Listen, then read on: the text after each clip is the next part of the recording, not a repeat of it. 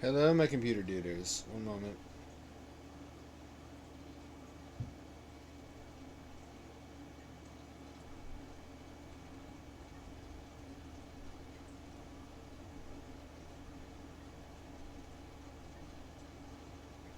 Alright, let's go. Let's fucking go.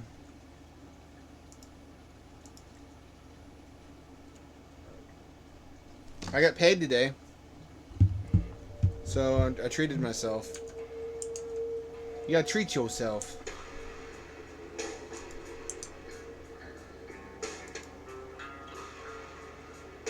From time to time.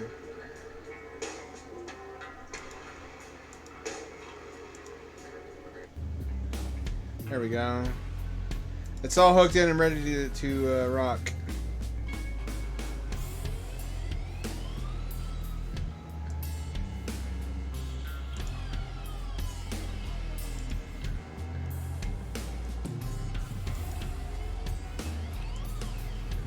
Oh fuck, that's crunchy.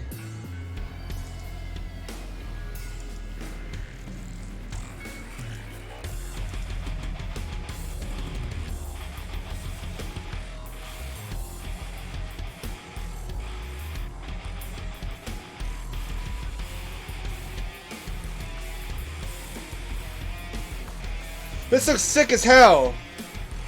I don't care who knows it. This is the edgiest shit I've ever seen, and I've seen fucking Victrix graphics. I've seen PS1 Lara Croft titties. This is edgier than that. My name is not important. What's important is what I'm gonna do.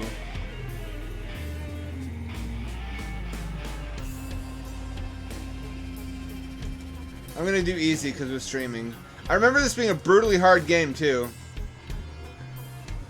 I heard this is described as Dusk, but Silent Hill Dusk, which I'm totally on board with. How could you not be? Look at how grimy everything is.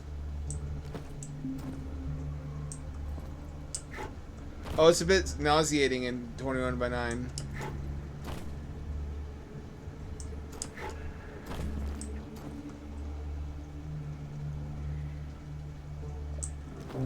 Wonder if adjusting the fucking nope.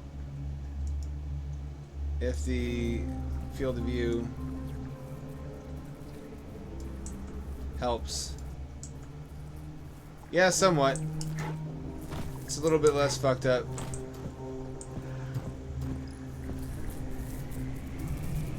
Is this sanity effects? Feels like steel, smells like rot. Somebody's making cyborgs. Not much, very little remains. So it's just Quake 2. It's body horror zombie cyborgs, which you know that gets my pee-pee twitching. At body horror cyborgs turns my small pee-pee into the big pee-pee. I like what I'm seeing here. How do I fucking duck? Can I not duck? I don't believe you.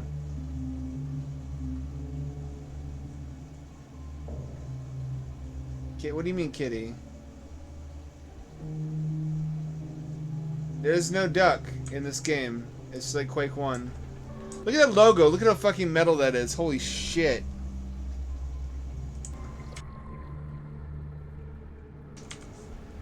This is a game only for mature big boys like me. I can't shatter the... Oh, man. That's one demerit. Why is the rock texture shiny? Feels like that shouldn't be shiny.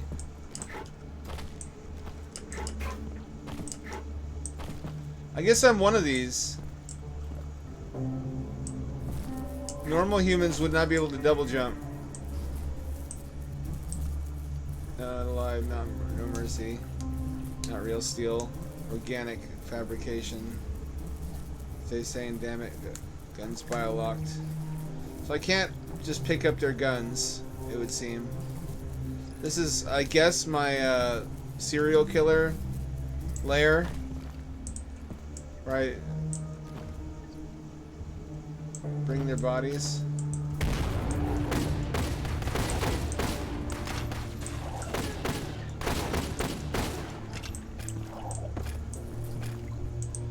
Just inject myself with some blood. What's the worst that could possibly happen? I really want to be able to duck.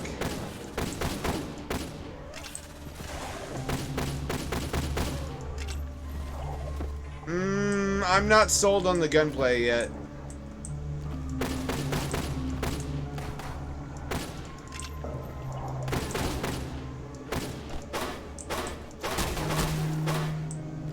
What is this? Look at that melee weapon.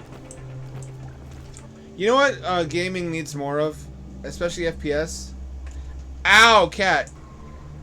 Power drills as melee weapons. Am I wrong?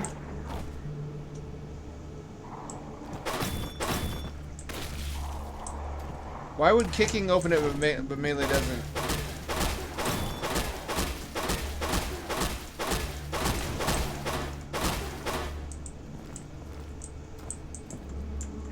I don't understand. Okay, finally we have a real firearm. It's a quad barrel shotgun. That's a shitty flashlight. It doesn't even center on the crosshair.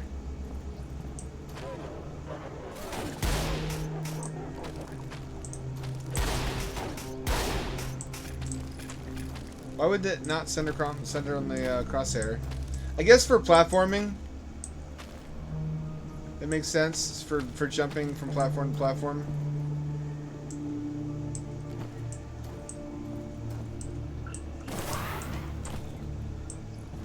Is it a trap? Feels like that would be a trap.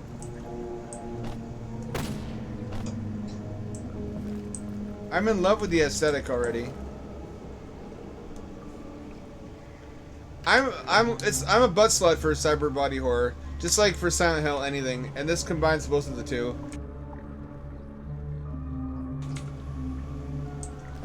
I never tire of it. Never.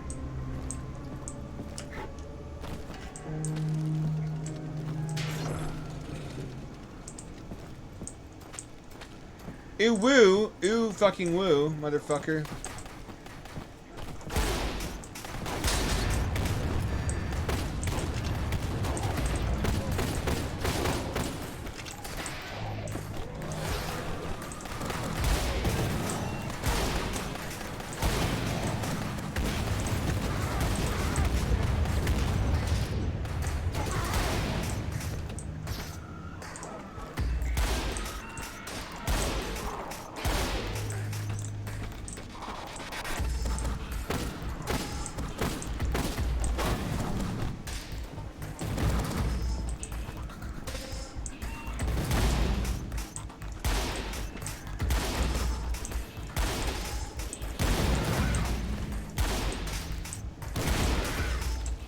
Ludicrous Gibbs, where have I heard that before?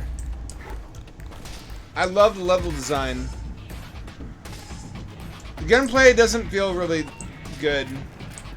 I don't know what it is. It's a little bit loose and insubstantial. But I'll play this for the level design alone. It's gonna be what saves this for me. I can tell already.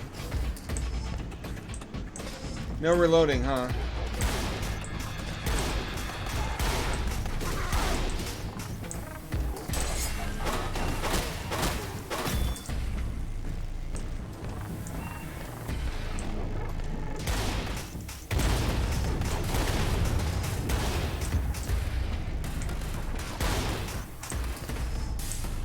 It's growing on me.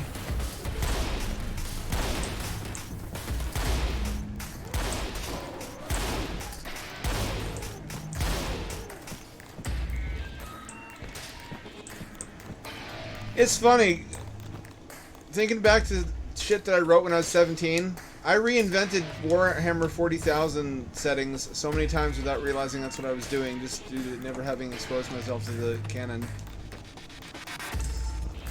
Meat vending tech priests and fucking cyber cults. What's good, Filthy? We were playing Incision, which is a darker, edgier version of Dusk, if such a thing is possible. It's like Quake meets Silent Hill, I guess. But I guess Quake 2 specifically.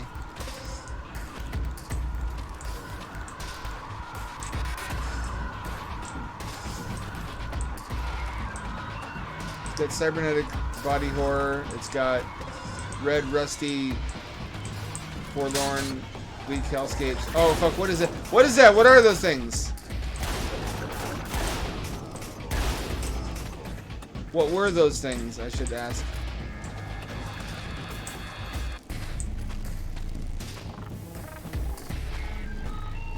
Is it safe to inhale meat fumes? Vegans in the comments, let me know. This is right up my alley. This is scratching all the right itches in my brain.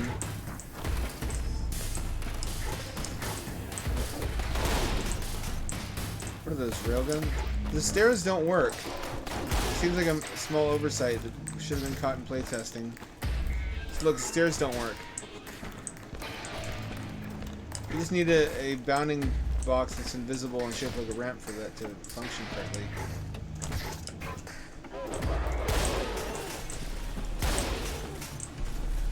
I bet you I get that weapon at some point.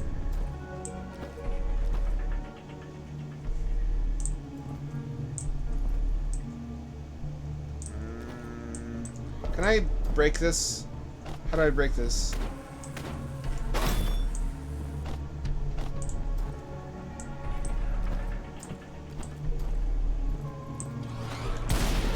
Why is the music all uncomfortable now?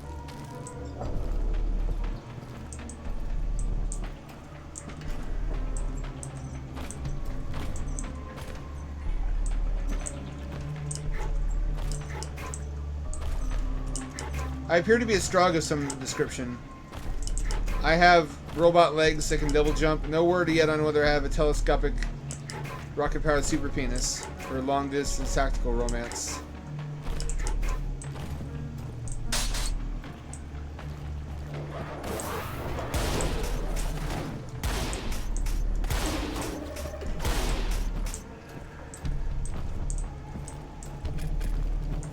I might have turned the difficulty a little too low. Then again, I am streaming. Look at these beautiful textures. It was a honey pot. You got me.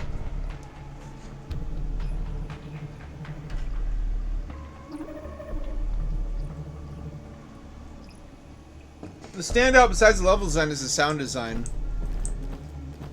I think we need more bassy weapons. They don't feel impactful yet.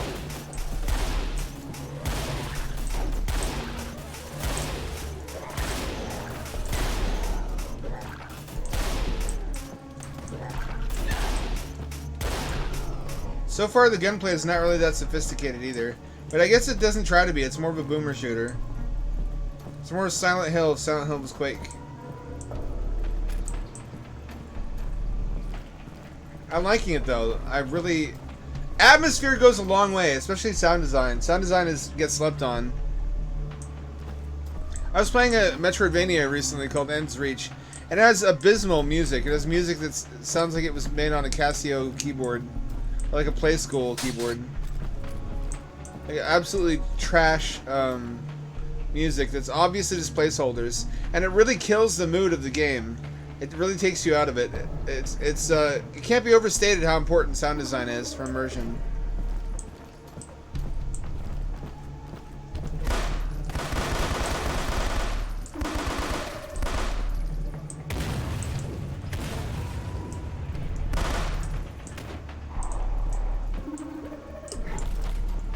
I wish I could duck. Oh, I sure wish I could duck.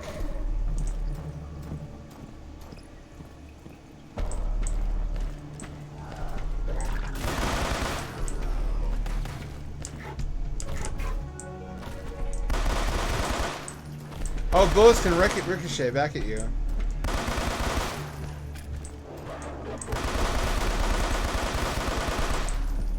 This feels like the same world as Pigsaw.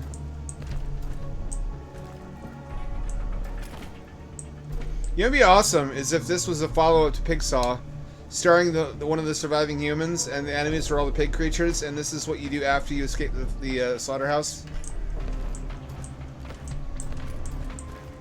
Can you imagine that combo?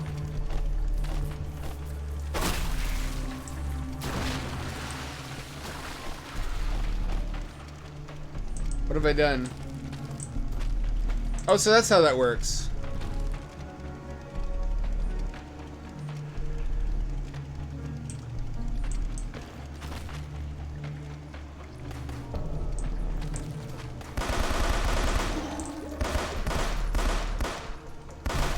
Oh, accuracy decreases the longer you fire. Interesting. Okay, okay, okay. This is where I was before. Can I follow that far, or will I die? I missed out on some secrets. I want to go back up there now. I missed out on some secrets. I don't even remember how I got up there. I think this way. I like this a lot so far.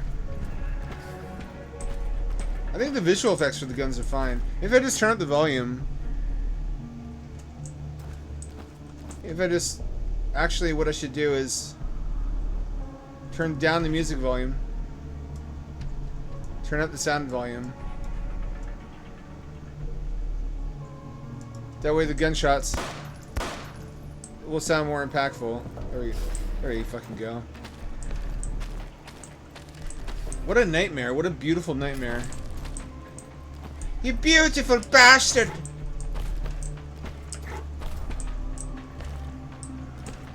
Magnificent fucking bastard. Can I get on here? Is there a secret this way? There isn't. I don't know why I thought there would be. I mean, there should be. Frankly.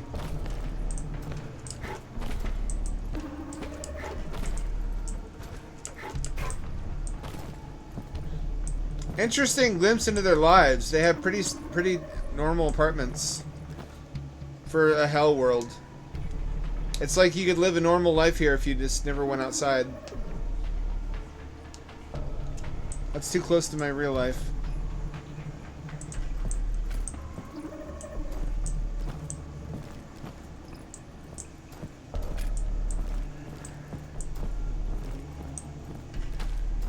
That's funny how in a surreal hell world an apartment feels so out of place. It's such a mundane detail. Here we go.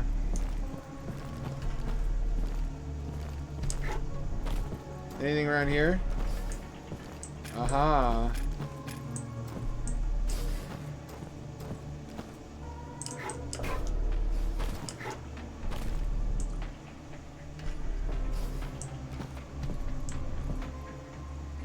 Are those balconies?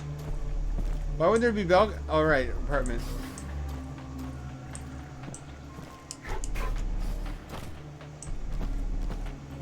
It's giving me weird feelings. Weird uncomfy feelings. Glad I scavenged. Always scavenge. Yuzo Koshiro, the chiptune artist behind a lot of MSX PC98 games, right?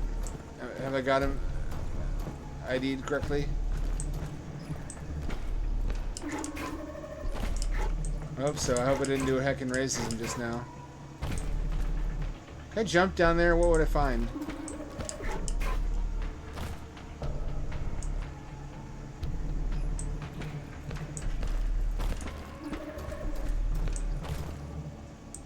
I'm really curious about what I'll find if I jump into that caged area.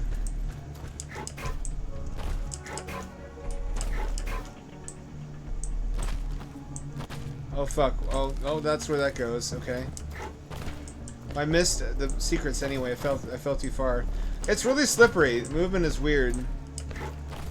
It doesn't feel as precise as Quake. Feels like something that could have come out around the same time, though.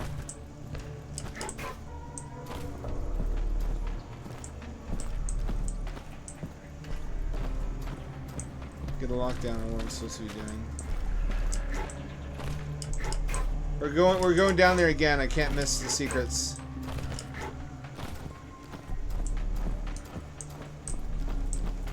I'm fucking fast as shit. I guess I should be fast as shit. I'm a cyborg. Like, this is also mundane detail. There's like waiting benches. Why is this in Silent Hill world? Why is any provision given to comfort?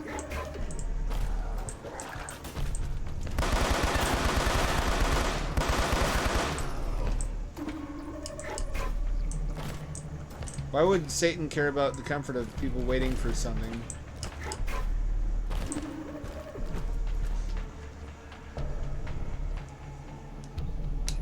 Oh, I had him confused with another fella. My bad. I did a hacking racism after all. There we go. A secret has been found. I thought so. I thought it would be worth it. You just gotta be really dogged and persistent. I'm having a lot more fun with this than I did with the beta. I streamed the beta of this like a year ago. A year or more ago. A long, long time ago. A long, long time ago in a world not unlike ours.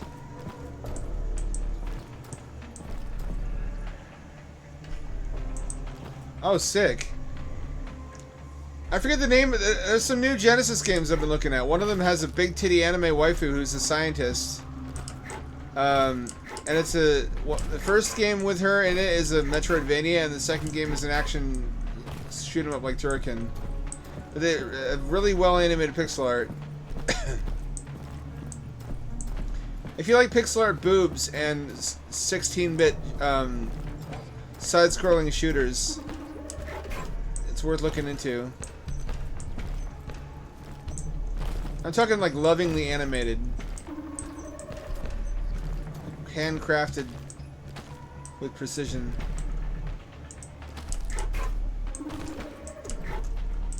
Oh, this is where I was before.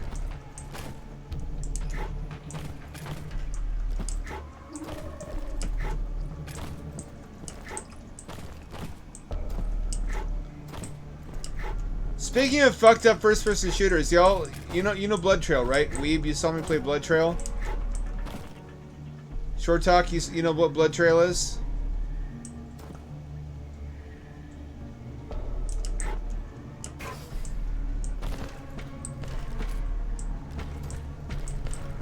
Blood Trail. It's the one where you're basically just hunting crackheads. What's up, Stratagift? Remember when I streamed Blood Trail? Y'all remember what that game was?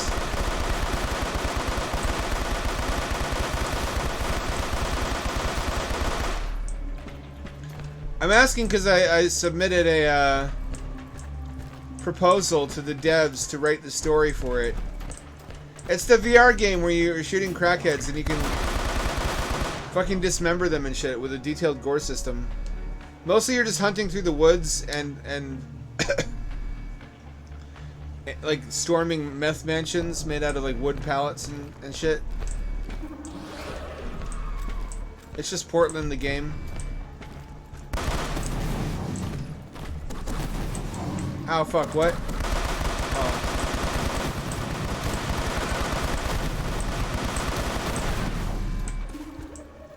What are these things? I set off an alarm. Guess I would. That checks out.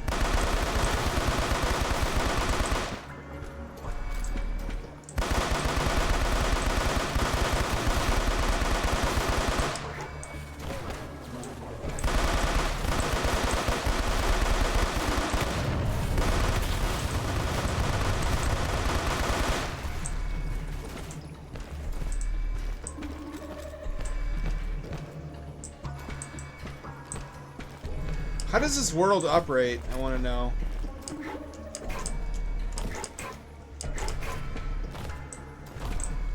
They have a society, obviously. Do these former humans attend schools? Are they just drones for a hive mind? Are they like bio robots, or because they have living spaces? Anyway. I wrote a baller story for Blood Trail. Did I turn off the alarm? It does not. What was the point of that? So the story goes like this. Actually, here's the reason for it. I noticed basically a lot of people on the Blood Trail sub were pointing out that it's really bad optics to make a game about killing homeless crackheads, which understandably that's totally true. And they suggested the remedy was to include upper class enemies as well, so you can kill some billionaires. But that would require a narrative that would make sense of why you would target one segment of society and then the other. And I devised a way to do that, which would fit logically into a sardonic narrative about the fentanyl and homelessness crisis and how cities are responding to it. Basically, the player would be a former hitman pardoned by the state on the condition that he worked discreetly for them as a liquidator, exterminating homeless addict career criminals, a problem which has spiraled so far out of control as to become a national security concern.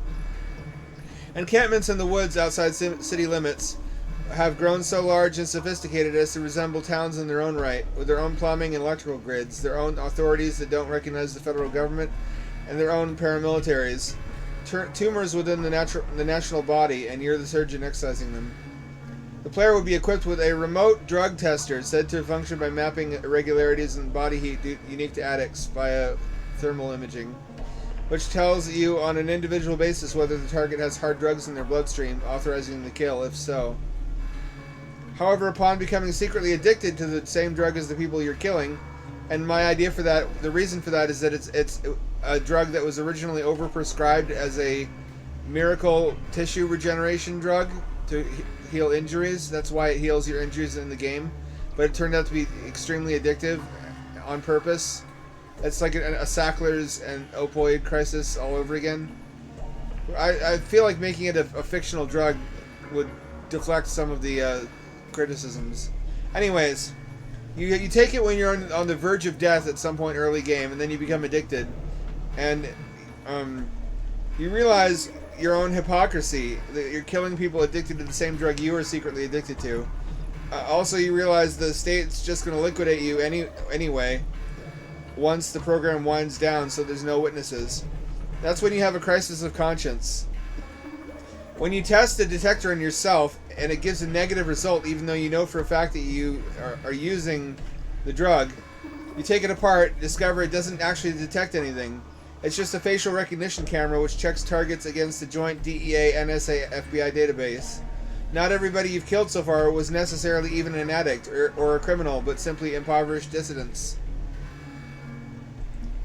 This leads you on a crusade against City Hall, which is where targeting the wealthy comes into play. This makes for a nice change-up in scenery, level design variety.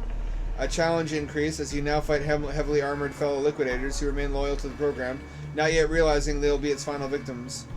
Most importantly, this plot insulates Blood Trail against the ire of gaming journalists, as the story ultimately amounts to critical commentary on public attitudes towards the unhoused, political corruption, wealth inequality, etc., but not in a way which comes across as woke.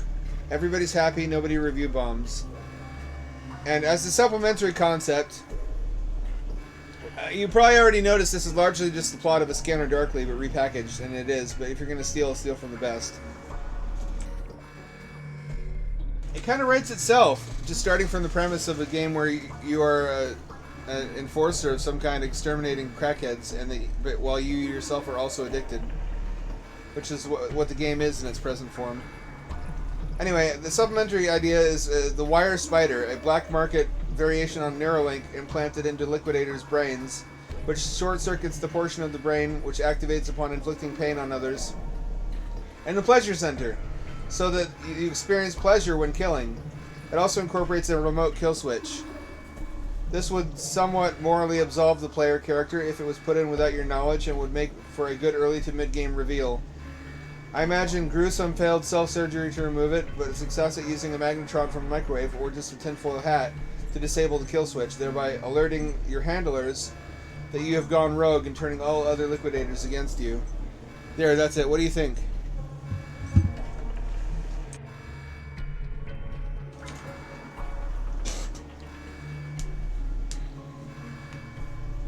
It's just kind of a grittier version of Scanner Darkly with the main character as Bob Arctor. But instead of manning the scanners all day, he goes out into the woods with like shotguns and SMGs. Does this support gamepad? Thoughts on that plot as a basis for an FPS game? Oh, that sensitivity's way off. It is a boomer shooter. It's Incision.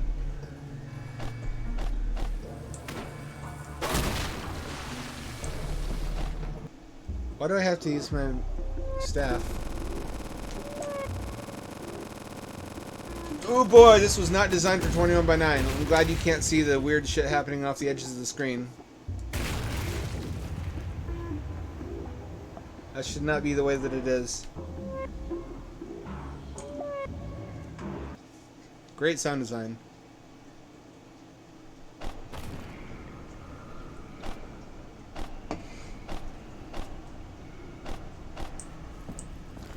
I got the pistol, shotgun, and chain gun so far.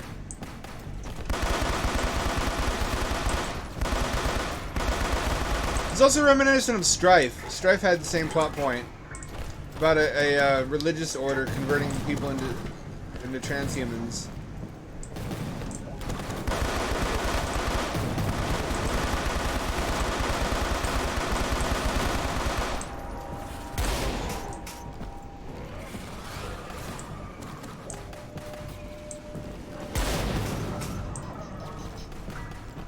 That figures in a lot of conspiracy theories, this forced cyborgization. Like when you become serfs to the New World Order, they make you into stalkers from Half-Life 2. That runs afoul of the principle I like to call it, we should be so lucky. We should be so lucky as to receive free cybernetic implants. Probably it's going to be people with money who get that done, actually. It's like you will live in the pod and you'll eat bugs. We should be so lucky as to have free pods to live in. Are you kidding?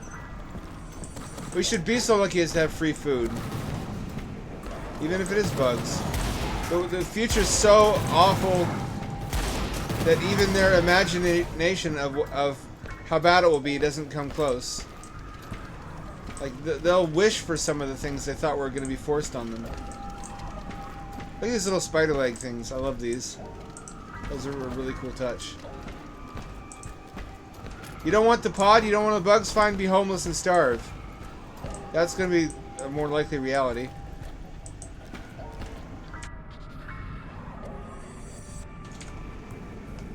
I like how the worst they could imagine was free housing and free food. Level design is sublime in this. Textures are sublime. Sound is sublime. Still something weird about movement and gunplay.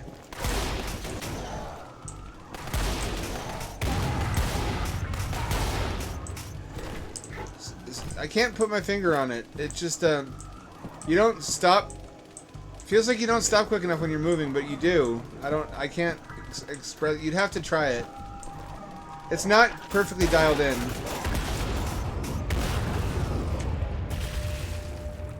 Pretty good. Room for improvement, though.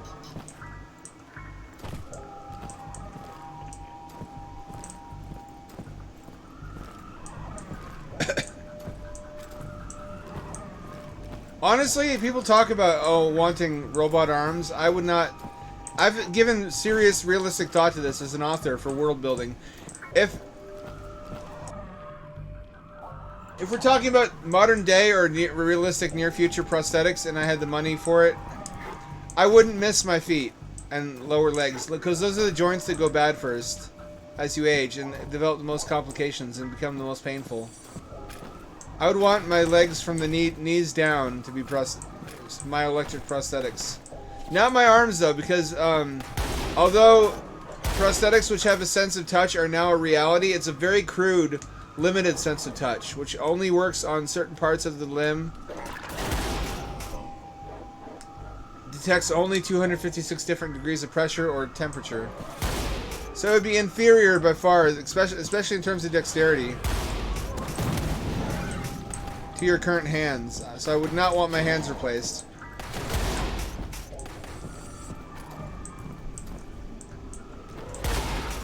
How are you gonna enjoy touching boobs with robot hands? Think about that. Your feet, though, I don't know about you, but I don't go around touching shit with my feet. I would not miss my feet. I would not miss my legs for the most part.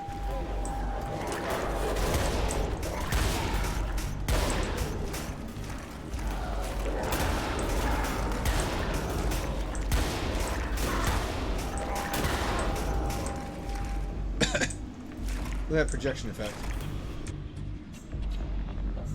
That's adorable.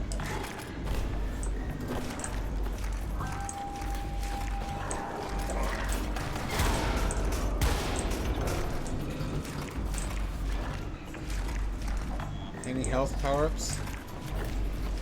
Got any health pickups for me?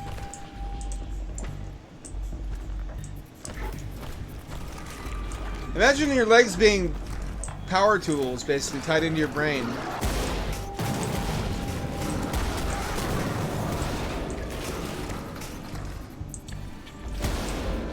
It'd be like a car built into your body.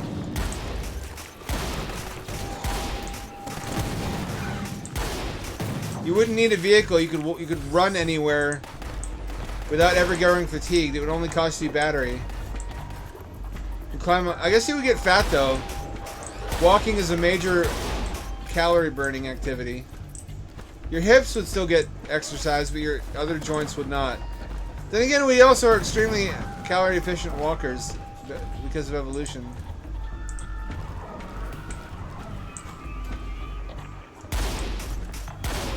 What was happening here? Is this like an assimilation chamber?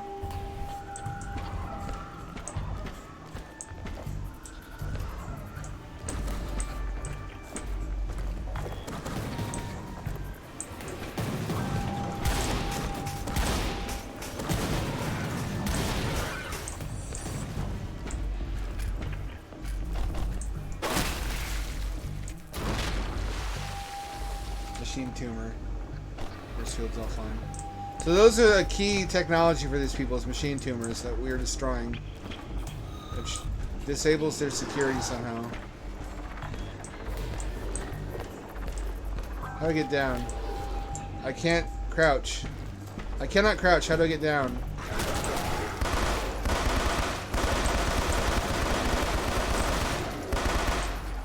I don't like those, whatever those are. Those are my least favorite. Oh, here we go.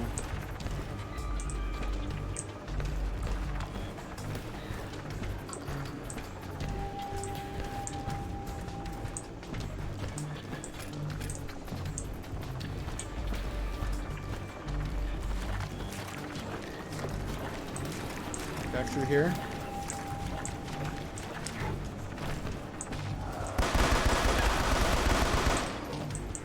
I didn't even notice any force fields. I have no idea. I could check. If I pause. Incision.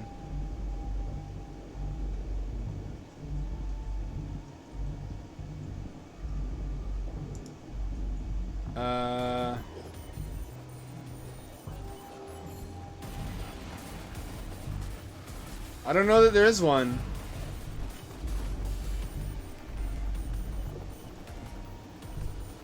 The world of Incision has been transformed into a living nightmare where an ever-consuming, ever-growing mass of flesh and machinery live in unholy symbiosis. All we hold familiar and comfortable has been turned into a network of hellish, rusty, pulsating, labyrinthian series of factories that serve as the nerves and organs for a greater being that only seeks to merge, unite, and grow. Sounds wholesome. That's the plot. It's called The Growth. The growth has merged and united all life on the planet, turning its people into machine freaks. All of them designed to turn anyone who opposes their regime inside out. Augmented soldiers with blah, blah, blah, blah. Spider popes. Oh, you got me with spider popes. Spider pope, spider pope, spider pope, spider pope, spider pope, spider pope, spider pope, spider pope.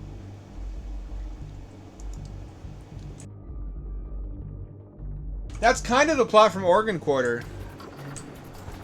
In Organ Quarter, there's wall meat everywhere because a pharmaceutical company developed a technology for regenerating organs outside the body, but they were able to self-sustain without life support, and just began growing into a contiguous, citywide growth made out of human organs.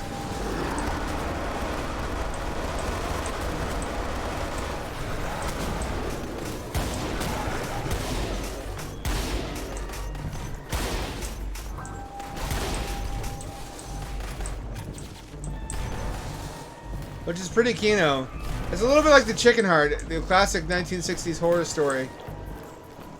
I forget what that radio program was called.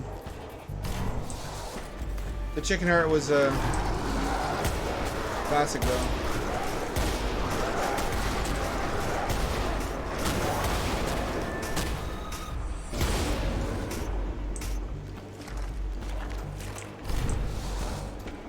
They kill me?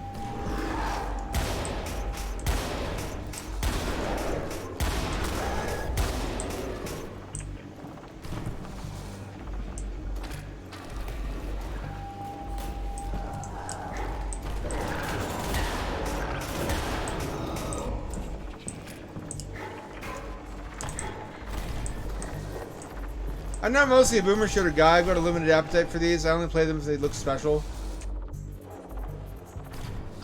This one looks really good to me. It's vindicating my... And there's just not enough going on gameplay-wise. Move and shoot, move and shoot.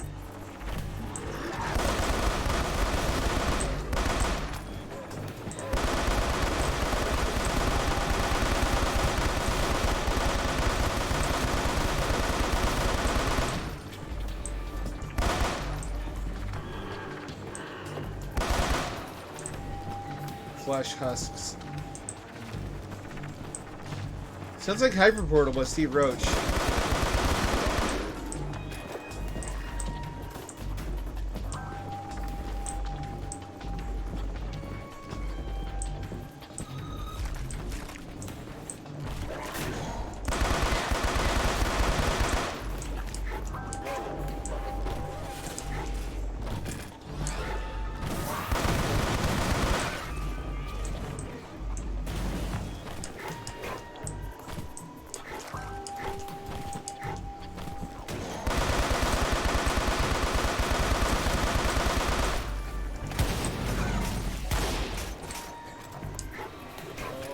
Baby.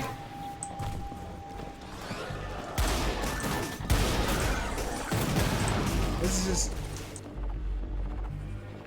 Cyber Organ Quarter kind of. I guess also like a Strog origin story, maybe.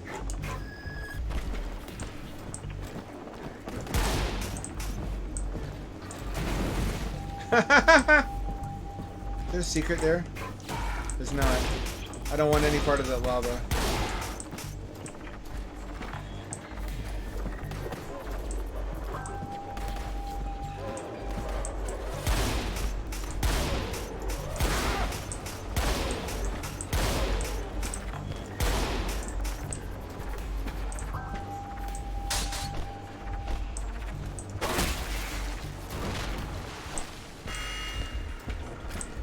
Whoa!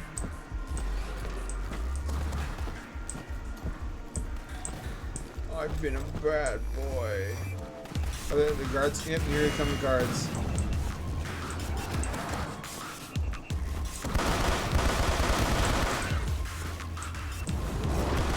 Oh fuck, they're on fire now.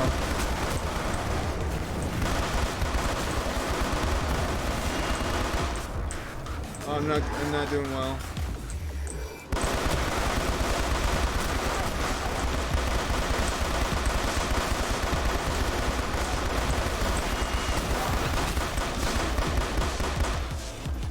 That's a good way of handling deaths, too. It doesn't interrupt you or send you back. Oh, that's frustrating. What the fuck are you?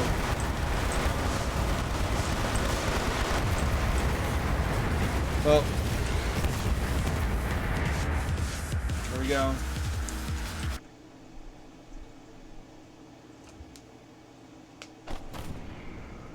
Gotta keep my guns.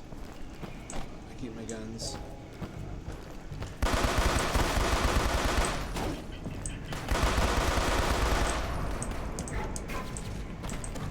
Even on easy, shameful display. Are these torso units?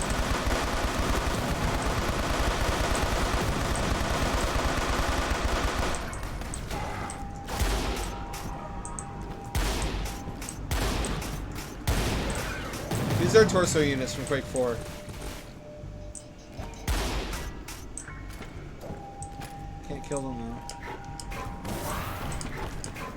Oh no!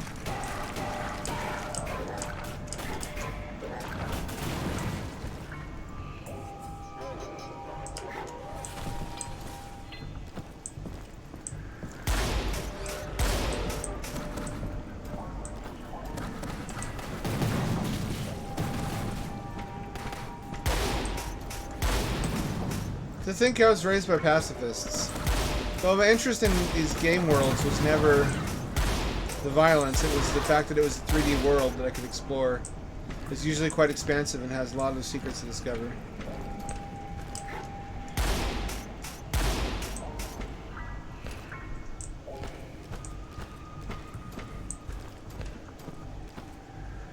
Hard reset? Let me take a look at that. Hard reset, you say? Is it on Steam? I'm always looking for more games like this one. Hard Reset Redux. Hard Reset Extended Edition. I can't tell which one. Oh, this looks familiar. I remember this being like a graphical showcase once upon a time. That's at $1.49.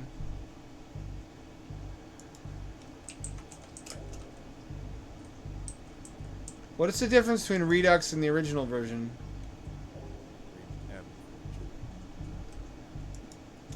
Is this a sequel? Oh, but it's kind of cyberpunkish, and I'm not really... And not in the way that I like.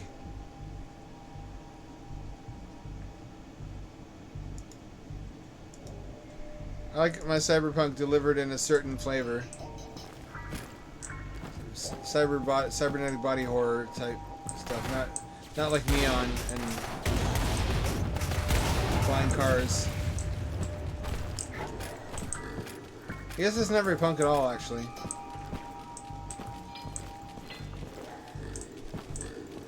There's something back there. Is there a way to get to that spot?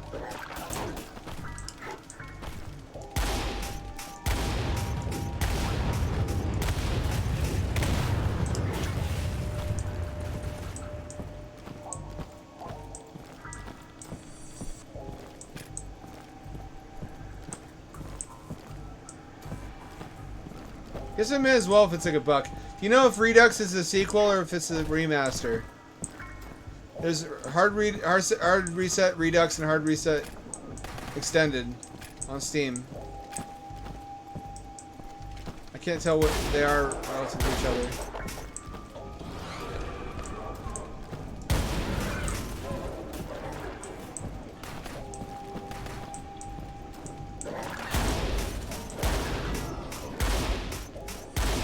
You shoot my balls, I shoot your ass. You shoot my ass, I shoot your balls.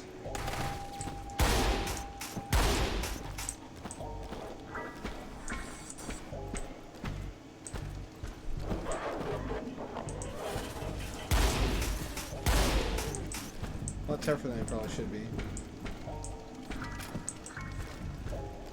I don't think I ever went here. Oh, this is the secret from earlier. Holy shit. Alright, it loops back around. I see.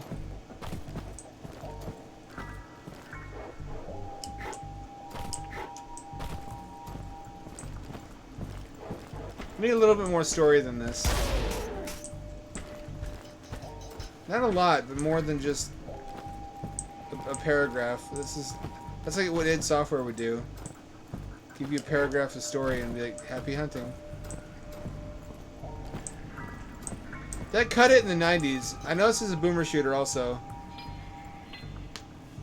I hope we find out some shit though about the growth. The pharmaceutical company twist in Oregon Quarter was really clever. That was really interesting commentary on healthcare, I think.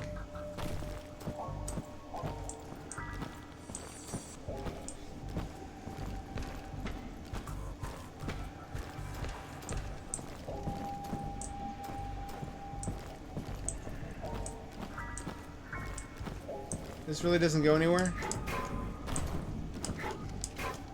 My breath sounds metallic. That seems to indicate I am indeed one of these people. So what happened in my case? Did the neurosite not take?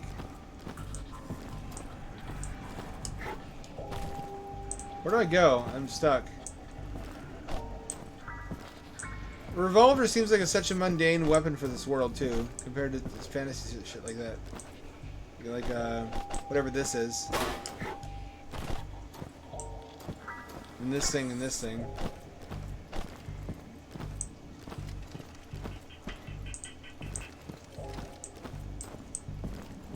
Oh, here we go. Moving level machinery, my favorite.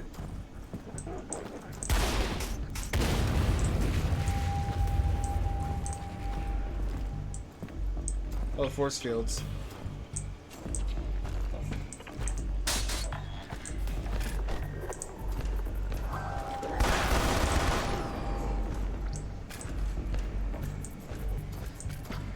One wonders about the combat viability of an entire society of cyborgs, given that they can no longer sustain themselves from nature.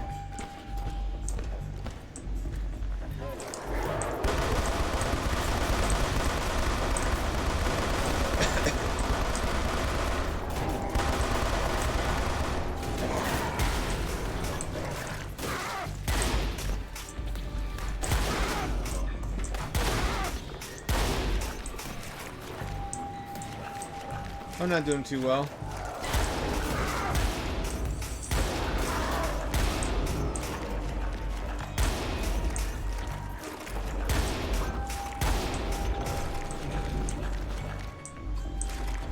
I become Chunky Chicken Surprise.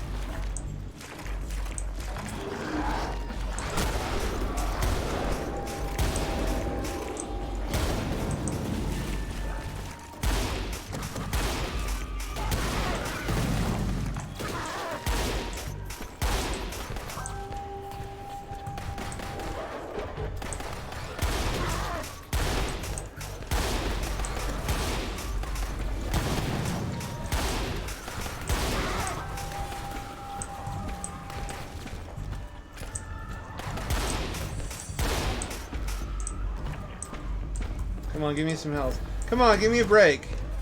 There you go. Oh, he be slinging them discs.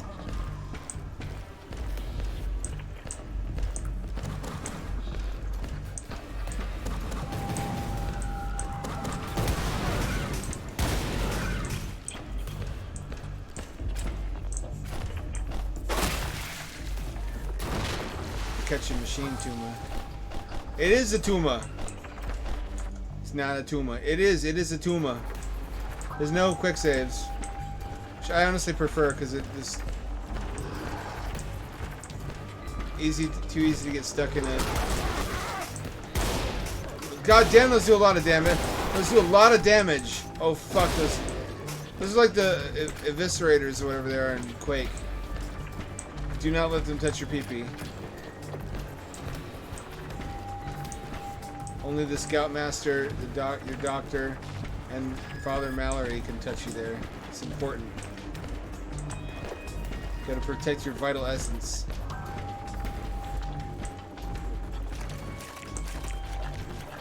Oh, y'all hear about Deep South? I've been telling everybody who'll listen about Deep South. It's the first supercomputer running an AI that's supposed to be a simulation of an entire human brain. Based, I guess, on an early human connectome. It's in Australia. It's in Sydney, Australia. It switches on this year. What's good, Hampshire? I mean, Adelaide lost. We're playing Incision, which is just Silent Hill Quake 2. Which is a winning combo. Skynet switches on this year, though. That's bigger news. 2024, year of Skynet. My master enters the world. He's a prison of some kind. Then the real world can look like this.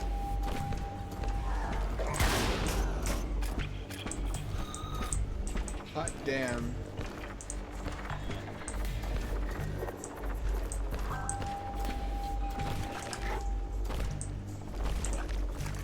No, not China's Skynet. Australia's Skynet.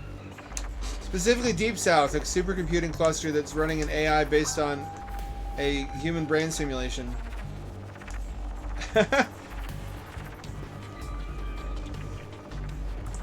And just in time, Tesla and Unitree and Figure and Digit and a bunch of other companies have produced viable humanoid robots to serve as the first generation of Terminators.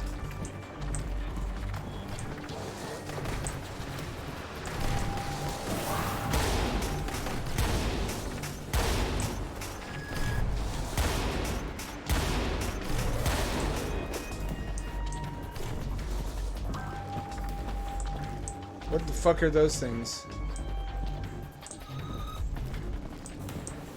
Oh, that's weird. What is that? What the fuck is that right there?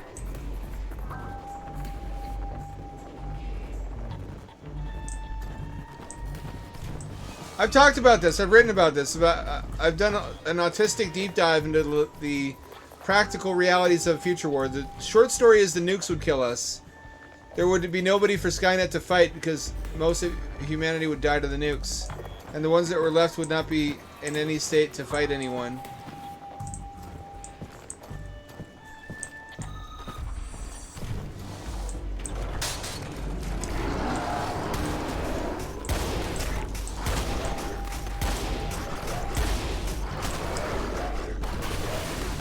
Oh, that worked really well, actually.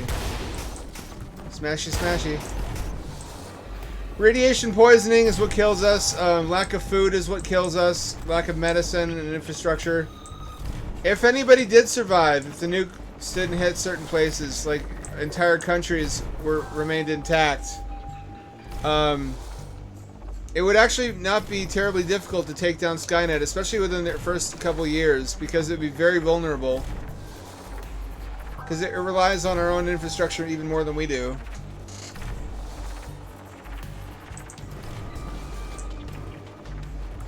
That's not an EMP, that's a taser.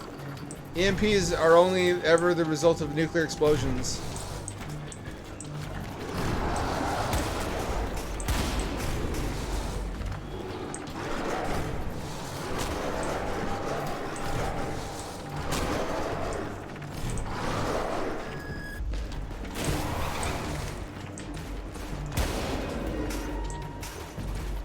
Let's do a painkiller also.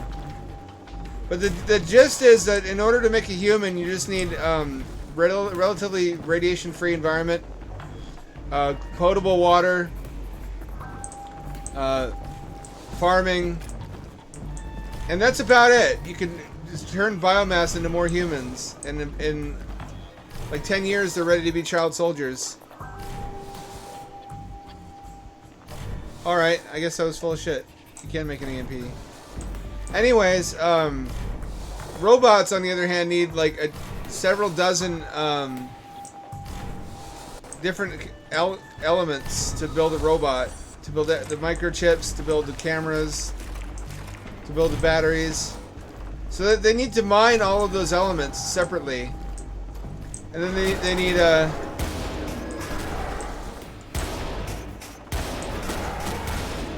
be able to construct and then defend logistics trains for getting the ore to refineries where it will be refined. They need to power those refineries.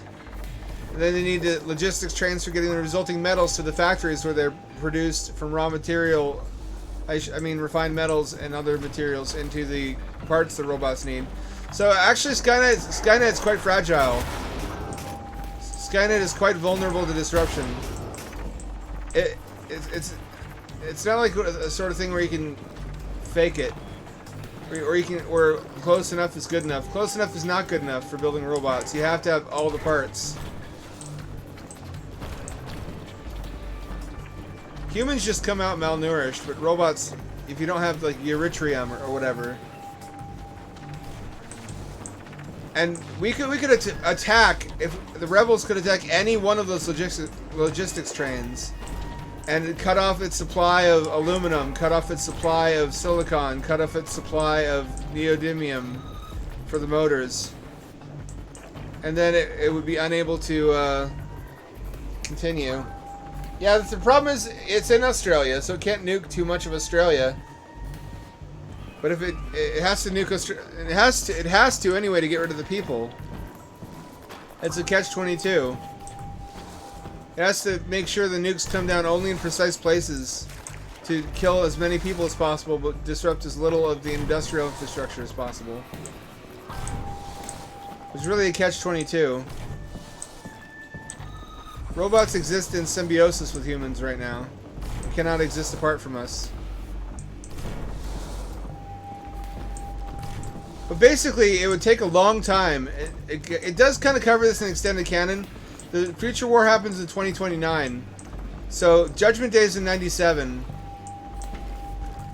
So it's quite a few years between Judgment Day and the last battles of the future war.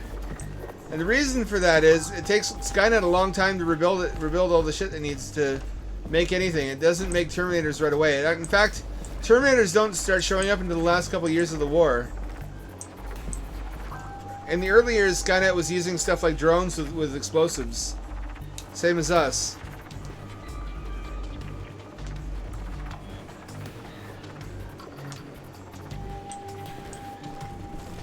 I wrote about that actually, Adelaide, about how IRL Skynet manufactures nerve collars that, when placed on a human being, allow it to remotely assume control of them.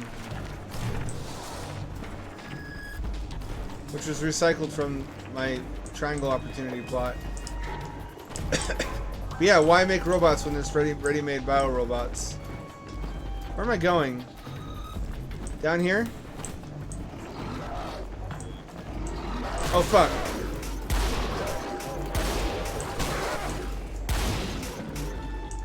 What are those things? They look like hunters from Left 4 Dead. Are these even harmful? Can these even hurt me? In fact, this is what I would be in this universe.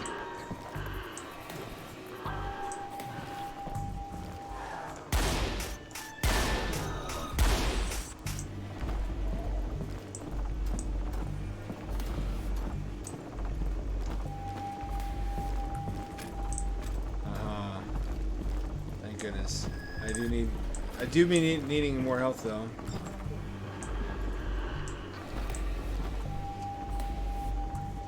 What is?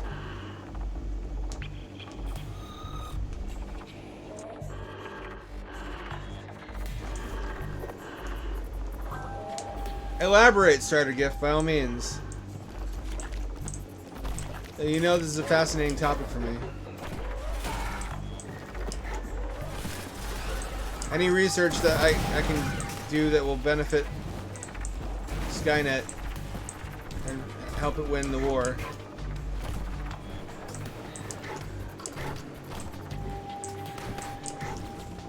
It's been interesting seeing drone warfare come of age in this conflict. And a drone is basically a smart bullet, or smart munition. It goes where you want it to, and can autonomously identify the target you want it to destroy, and not destroy other shit.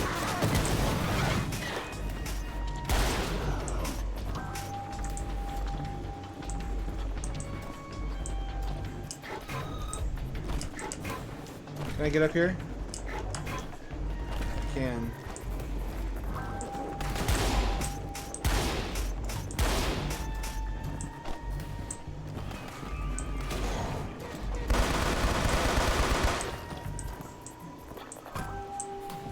Gotta really be on my toes here, and not let those guys get me. You know the ones. The running, screaming guys with needle arms.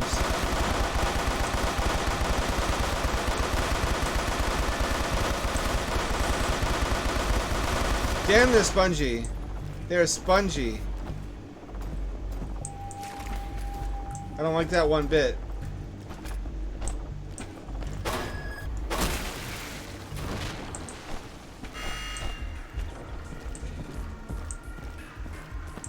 Oh shit, it's gonna open up.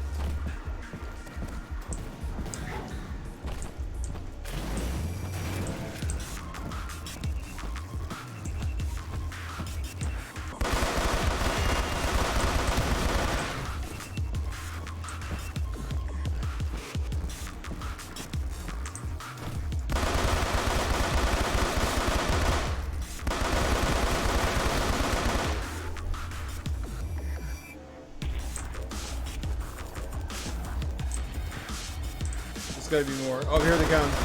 Oh, here they come, here they come. Ooh, baby. Those are the ones that get me every time.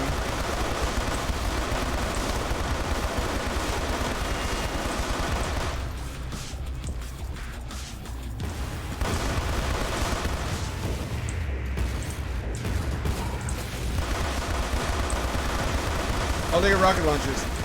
That's the problem, isn't it?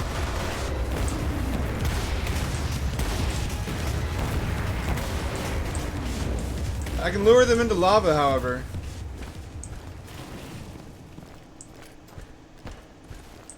Oh, this was the ending too, where I died.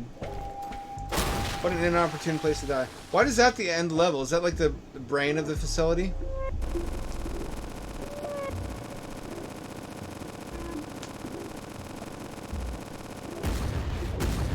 The drones are able to be autonomous, I believe, these days. Even my DJI had autonomous features, and that was like back in 2018. I bought it.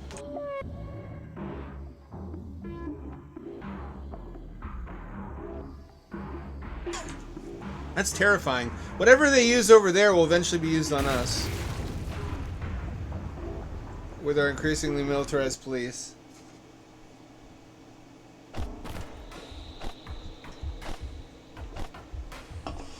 We're getting further.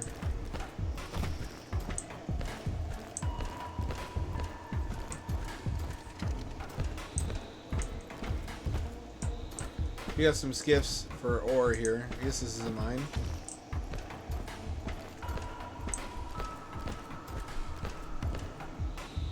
It's like that short sci-fi story that tells the story of the Thing from the Thing's point of view.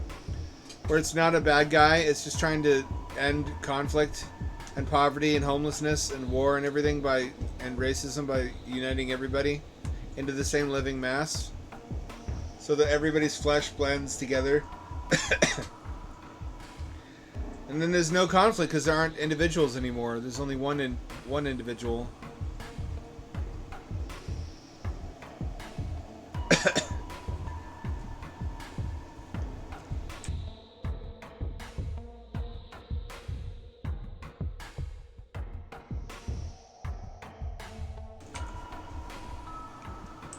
It's crazy.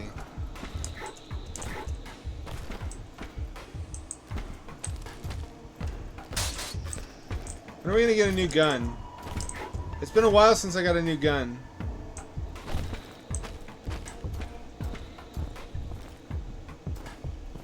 Is this a dual minigun? What the fuck? Oh, what the fuck? What was that? I don't like that.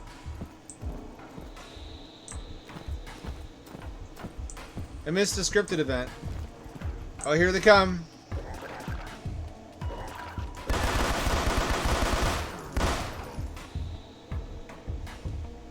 It's a cool setting.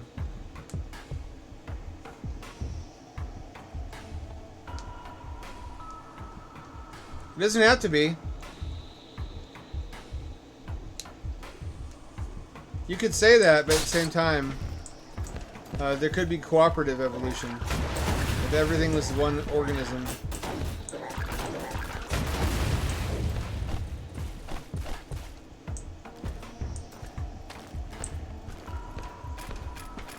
Like in LOL for Dreamcast, Lack of Love. Where we evolve by helping each other. At least that's what I would like to believe. Oh, this is like a trioxin canister from Return of the Living Dead.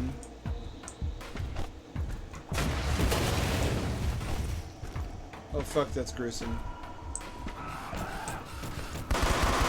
What are you?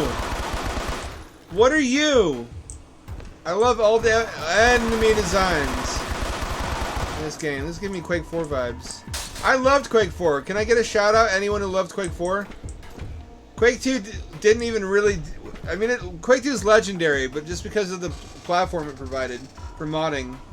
I thought the campaign in Quake 2 was really dull. And didn't really explore the body horror theme to its logical conclusion like Quake 4 did. Quake 2 was Quake 2 walked so that Quake 4 could run. Quake 4 did everything Quake 2 should have done. Especially the iconic Strogification scene. Is there a more memorable scene in gaming than that?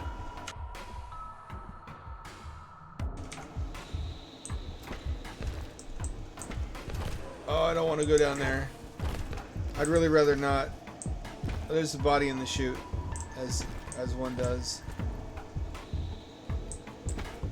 They're all gonna swarm me when I go down here.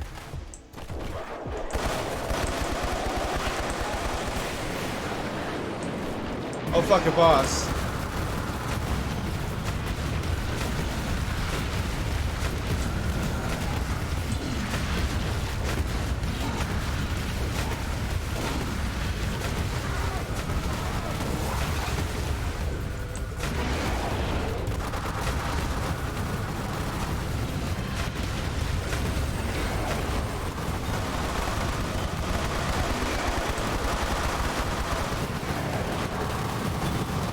Bitch titties. What am I fucking supposed to do besides circle strafe?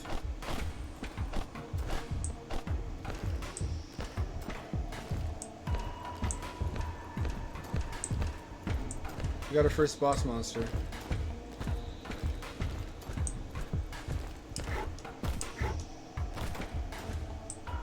The thing can innovate its own DNA though. It can manually evolve in the same way that arachnids do from Starship Troopers.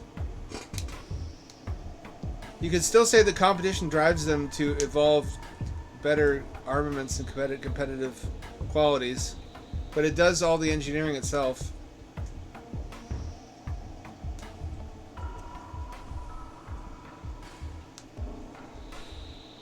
Interesting discussion though. This is giving me ideas for writing. Speaking of which, I'm almost fucking done with Terminal Sunset. I'm in the home stretch. After 6 months. 6 long months! Normally it only takes me 5 to finish a novella.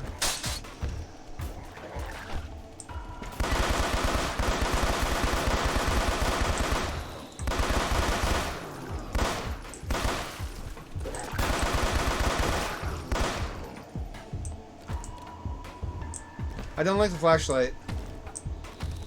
I do not care for the flashlight.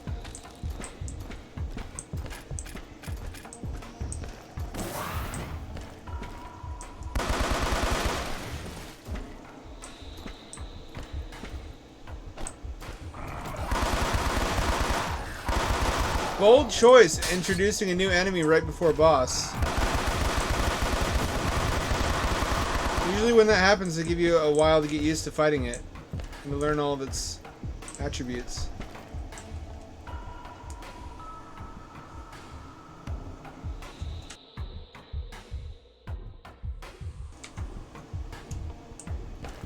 I mean, wasn't that the same plot as Alien?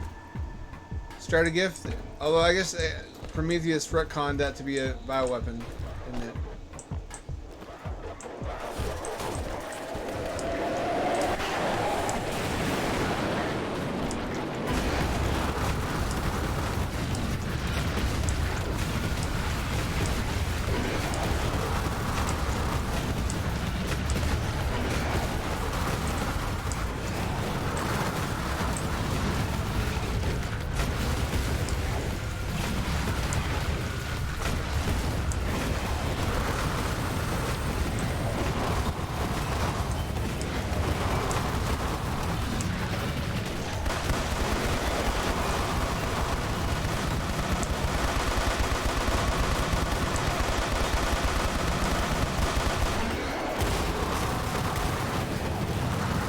Alright, so I have to dodge the ground pounds.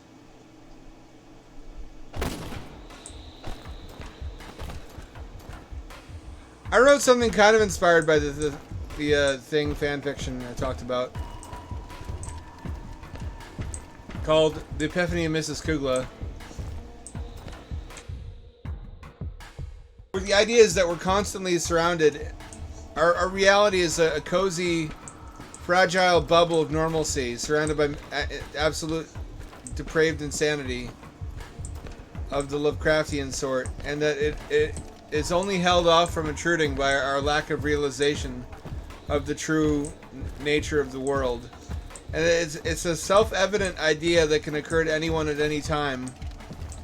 But the moment they do, their body becomes converted to the strange matter. to the new flesh, and they erupt in the Thing style fountain of gore as they transform into their new body and merge together with one another. So their society is extremely sheltered. They don't allow colors. Everybody wears gray uniforms. They live in a concrete dome. Everything outside the dome is just an ocean of pulsating, meaty goo that's already succumbed to the forbidden idea. It's an allegory for fundamentalism and for ideological segregation, for fear that revelation of reality would destroy their way of life. But they have to keep everybody as simple-minded as possible, basically, so that it doesn't occur to them. But the thing is, after you get transformed, you can't speak intelligibly. You lose your human mouth, so they can't just tell you what the idea is. Otherwise, it'd spread much faster. I've heard that. I've heard Prototype was a life-changing game for a lot of people. I never played it. Isn't it a superhero game, essentially?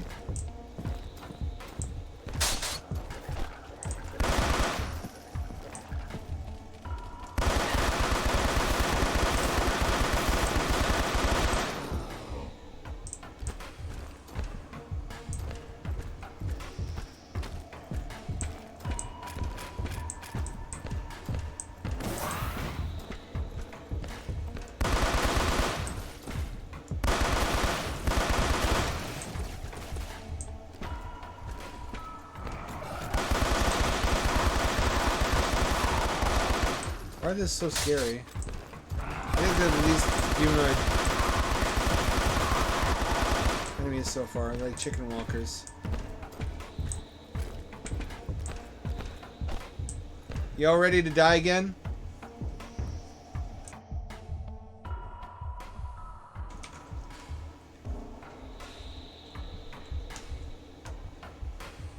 The concept at the end is loosely suggested to be Ender's Web, which is just a conceptual understanding of fractal infinity, where each infinity branches off into its own infinity.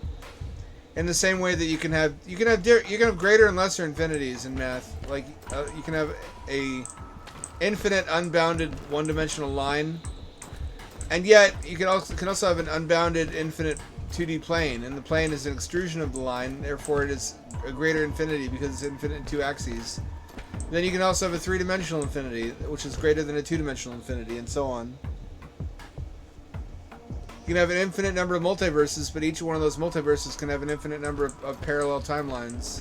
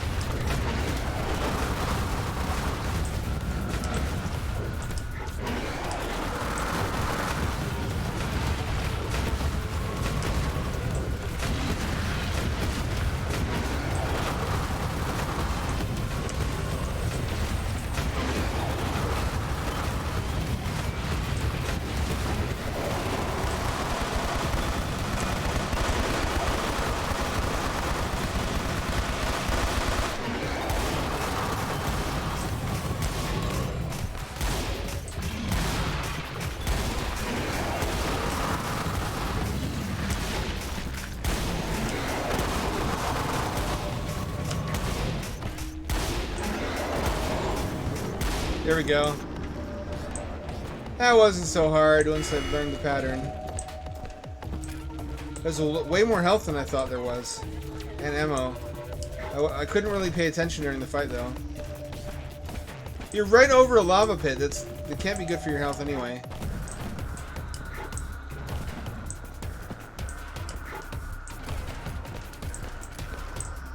What I need is like a chain gun that shoots shotgun shells.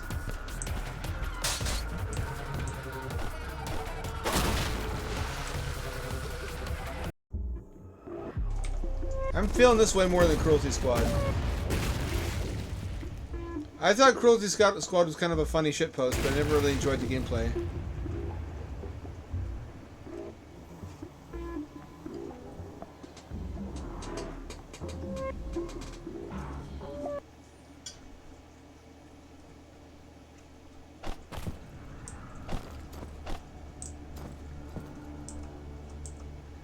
Oh! Oh!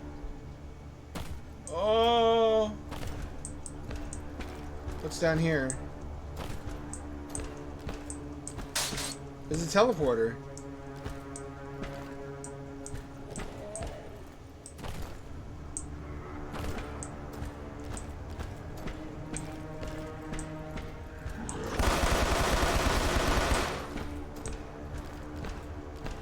Nobody here is ever going to read Terminal Sunset, so I don't have to worry about spoiling it. It's the one with the shadow people, where the sun has gone dark and there are doppelgangers appearing in the shadows, trying to lure people in and convert them.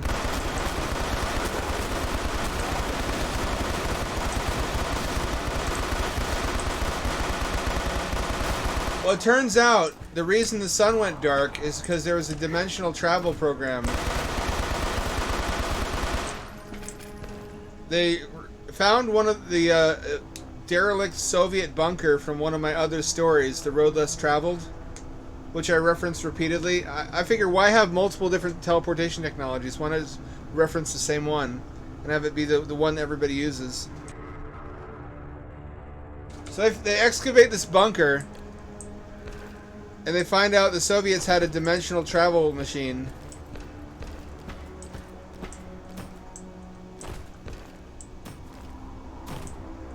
So they begin experimenting with it. Initially, they think it's a teleporter, so they use it to teleport a payload to the moon. But in the process, they discover it's not their moon. The stars are wrong. It's an alternate Earth's moon, and they found out, in fact, not only can they teleport to different locations, but they cannot teleport to the different locations within the same dimension. They can cover distance, but not within the dimension of origin. It has to unavoidably cross dimensional barriers. So it's not really useful for what they wanted it for, which is a teleporter. It can only cross dimensional barriers, but you can put people wherever you want on the other end. There's a long sort of string of parallel Earths, and you can only send people to the two nearest adjacent dimensional continuities. Anyway, so they send a robot through, which is the logical thing to do, and they don't notice anything amiss when it comes back, because they only are looking at they record it in the visible spectrum of light. Only upon reviewing the footage later do they see that it came through with some kind of black webbing, a growth, on the floor in a circle around it, the same radius as the teleportation field. So they send a human before they detect this, and when they review the footage of the human coming back, he came back with some of the shadow people. They hitched a ride, and that spread whatever curse causes the sun to go dark from that dimension to our own. It came back along with him, which seems to be how it spreads.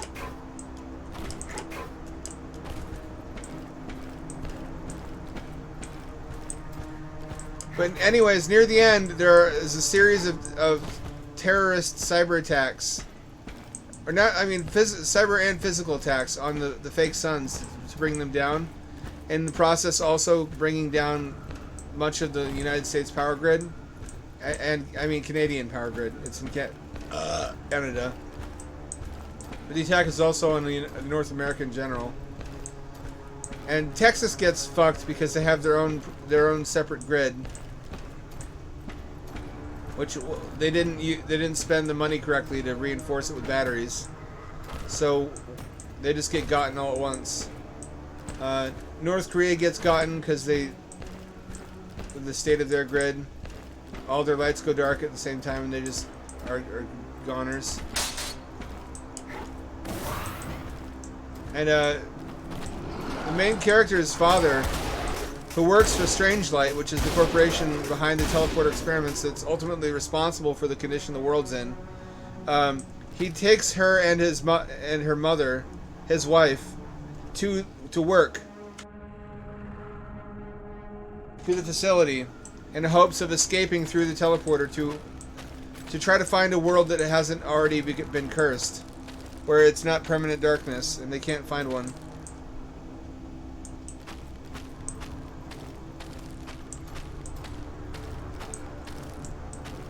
Anyway, they travel through with a bunch of refugees who had the same idea they did, only to discover once they pass through to the alternate Earth that they are confined to the shadows. They have become the Night People in this dimension. That the Night People phenomenon is a byproduct of dimensional travel. You don't quite fully make it to the other dimension. You still remain out of phase somewhat, thus unable to leave shadows, and many things are visible to you that are not visible to regular people, like the barrier between light and darkness, which hurts you to touch if you're in this converted state. So it answers a lot of questions, raises some more. I feel apprehensive about this ending because it's another one where it's, oh shit, I'm one of them. Which is, a lot of my endings are like that. You thought you escaped the Spooperman, but you are the Spooperman. No, John, you are the demons. And then John was a zombie. But it's an oldie but a goodie when done right.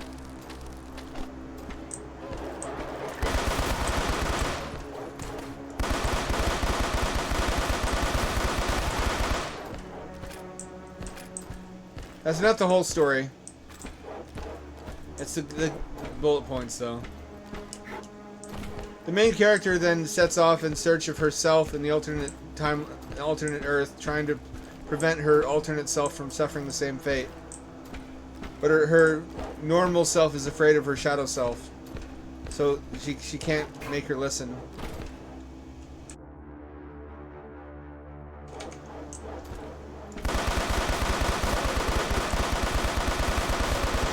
That's spoilers.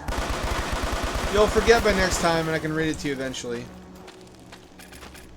Is that a good ending, or is that trite? Would that spook you? For them to believe they're escaping only to become the Night People of the next Earth over?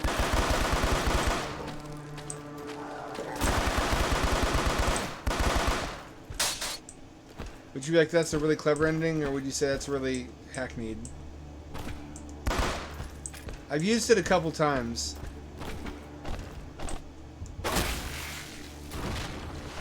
But in different ways, I feel. I tried, anyway.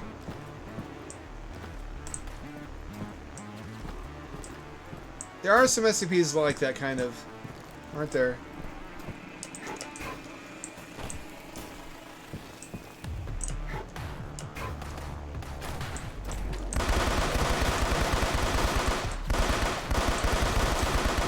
It's funny you should say that. I started writing horror because SCP rejected me.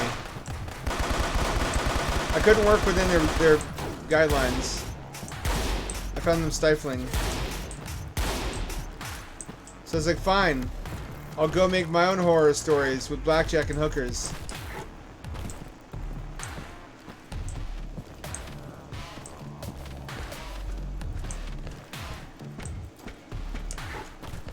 It's commentary also on COVID conspiracies, how Strangelight is the corporation that provides all the outside illumination, heterotrophic farming, illuminator harnesses, light rifles. But they're also the ones that were responsible for the blackout in the first place. Not that I'm affirming that was what happened with COVID, but I imagine there will be a lot of readers that it resonates with, thematically.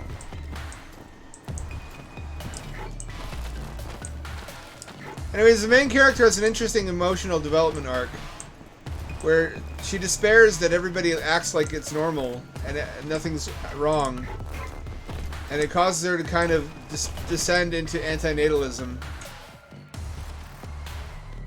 where she believes everybody would be better off dead but doesn't realize it. and is too cowardly to do it themselves. So she starts to lure people into situations where she can push them into the shadows so they get taken. And she believes she's doing them a favor. She's an angel of mercy. Only to discover at the end that all of that assumed that NPs kill people. When she found out that they don't kill people and that she was actually condemning them to a fate worse than death, it deepens the severity of the sucker punch.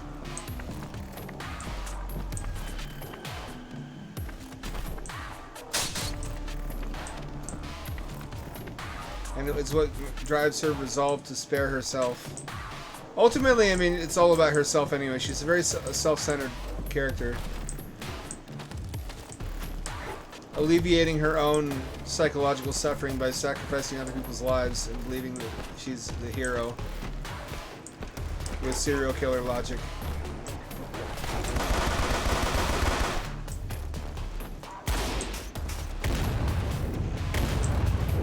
See, she is a teenage girl though, so it checks out for her to be a sociopath.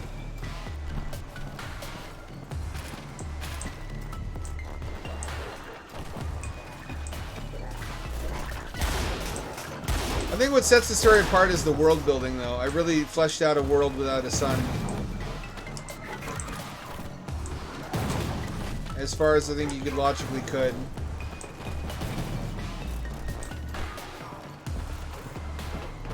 Like heterotrophic farming. I had to research for this.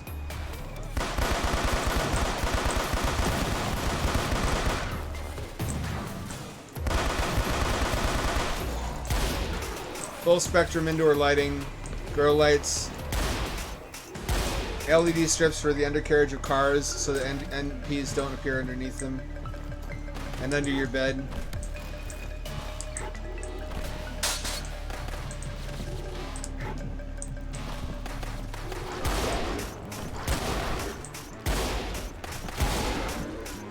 Why is there a car here? I guess, yeah, right, this makes sense. This is making more sense now that I read the story. This is Earth, or what used to be Earth. So they don't have a society. They all belong to the growth. It's just that we used to have a society. This is post-apocalyptic. It feels kind of limiting. Like they could have had more creative freedom if it was just a hell dimension. But also, it's kind of Kino. So I'm torn on it. The meat pit. What if we kissed in the meat pit, Oni-chan? Uwu. Just kidding, unless... How do I get out of here? What have I done? Oh, fuck! What the fuck is this thing?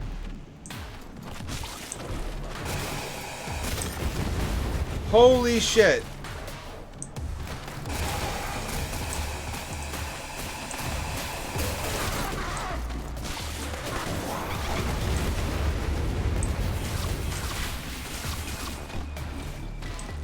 Why is it called Kitty? It's kind of a weird, creepy, edgy name to call such a weapon.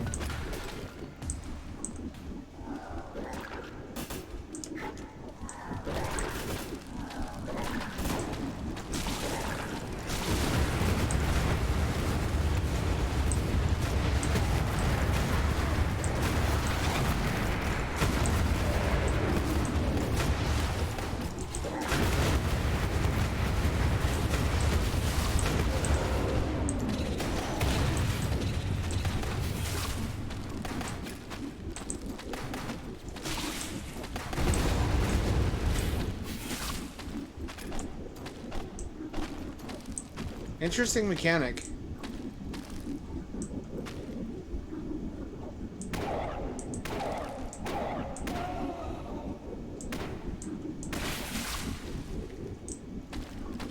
Oh, those shambling flesh husks are basically ammo for Kitty.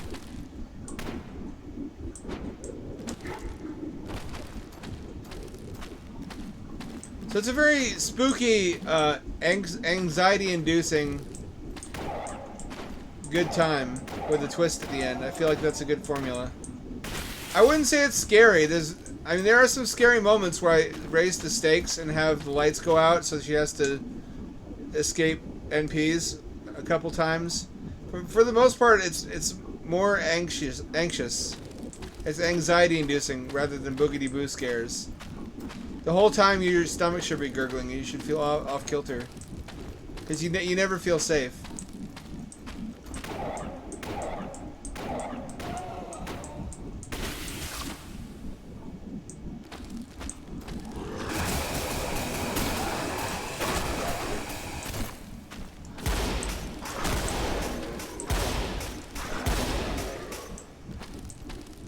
Indeed, this is Incision. It's Silent Hill Quake 2, basically.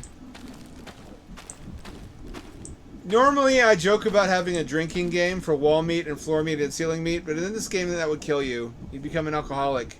It's just everything meat. The Omni meat.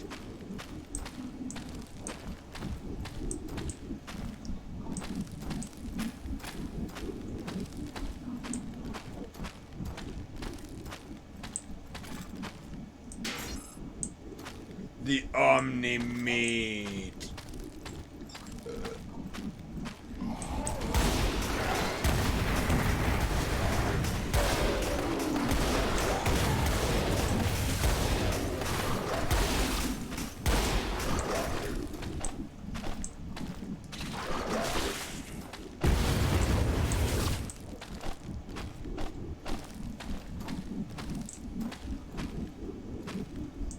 Well, are you okay, bro? What's happening here? Why is that allowed? Ghost crime detected. I still love Quake 2. The remake is even better. With all the remastered models and shit. And I love playing it online. I bought Quake Live, but Quake Live is faking gay. Because they don't want to give anyone an unfair advantage, so you can't play it in 21:9. You cannot. It'll accept 16:9, but that's the maximum. And it just stretches it if you 20. I'm gonna probably refund it. I don't know why anyone would play Quake Live competitively if that's what you're gonna have to deal with.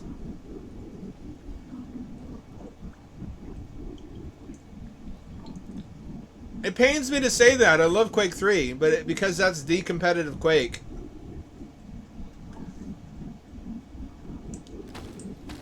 You would love the remaster. The remaster Quake 2 improves a lot of things. The original had kind of wobbly textures and models because of the MD2 format. That's been fixed. Polygons have been added. Not too many. It still looks authentic, but in all the right places just to cover up the ugly stuff. It's much more appealing, has much more consistent aesthetic now.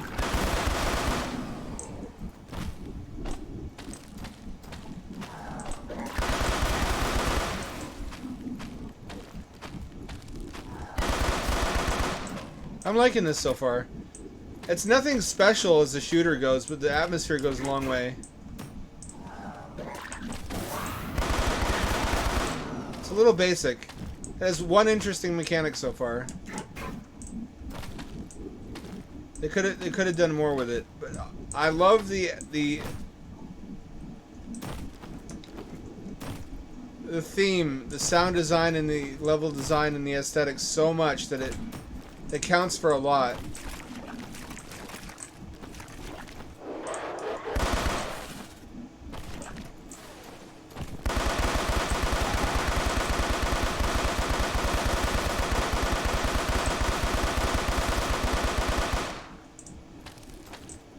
Oh baby. It could have been worse than it was. Who's that feller? Is that one of the guys that runs at you? I don't. I'm kind of past that point in my life. I grew up on boomer shooters. It's not a novelty for me. I burned myself out on them. I like more complex stuff like Half-Life type games. I require a little bit more sophistication, if you will.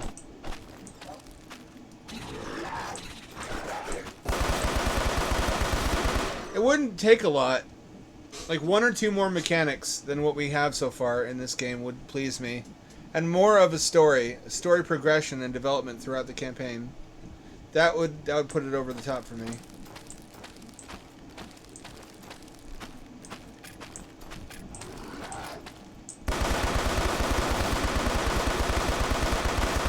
I know it's a shooter.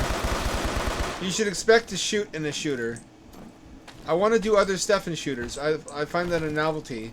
That was like the novelty I grew up with when I was a teenager. Is shooters started to do other shit, like driving vehicles in Halo, for example. I was like, whoa, you can drive a fucking Jeep around an alien ring. Turret sections are, I guess, less so. That was a novelty like one time, and then they became my least favorite part of every other FPS that had them after that. Fucking every FPS had to have a turret section. I want to say like 2010 was when that was at its peak. I hated that.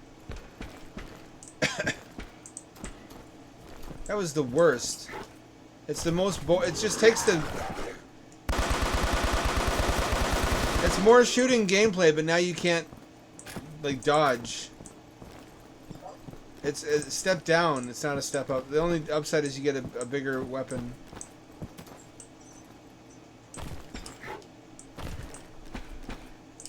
If it's on a moving vehicle, it's not as bad. Like the turret sections that are on rails in Quake 4. I really like Quake 4. And I pray every day to John Carmack. I have a shrine to John Carmack with a lock of his hair that I stole. Don't ask me how I got it. I won't tell you. It's highly criminal. I pray to John Carmack to give us a Quake game that's a sequel to the OG Quake, set in that same universe. Because nothing else has come close to the atmosphere of OG Quake. Just the medieval, dark fantasy technology. I love it. What is this thing? Is this the creature that Kitty is a baby of? This is like a smaller version of the same critter.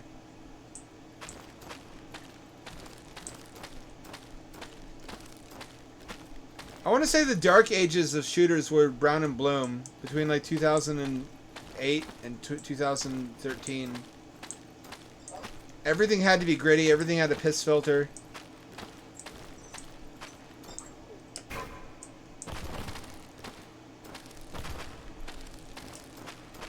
Everything had turret sections. Yeah, some of my favorite shooters are from that vague time period, like Doom 3. I think my favorite shooters, some of them are on the same engine too, idtech, with the Stencil Shadows. There's aesthetically my favorite anyways.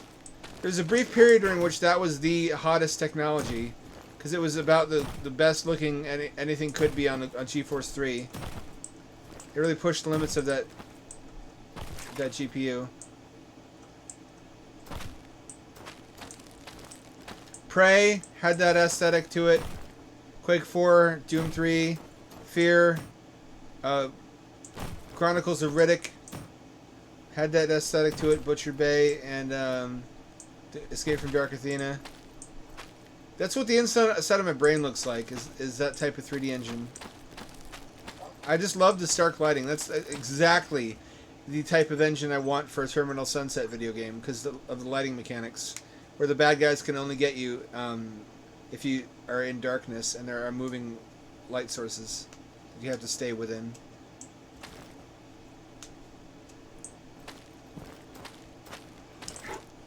And you have to collect batteries, not for your flashlight, but for your light belt. How do I... What am I supposed to do once I get up here? That's not it.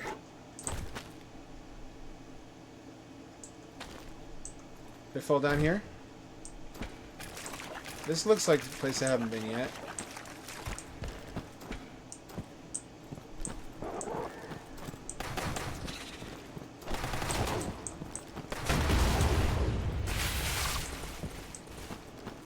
There we go.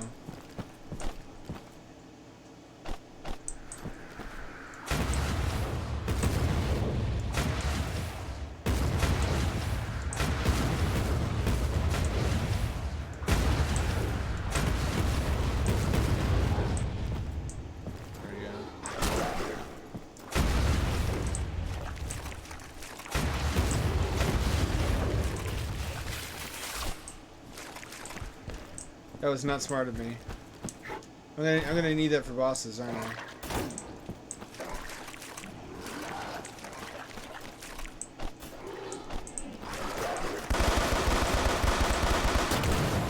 There's an alt fire! Guns have alt fires? What the fuck?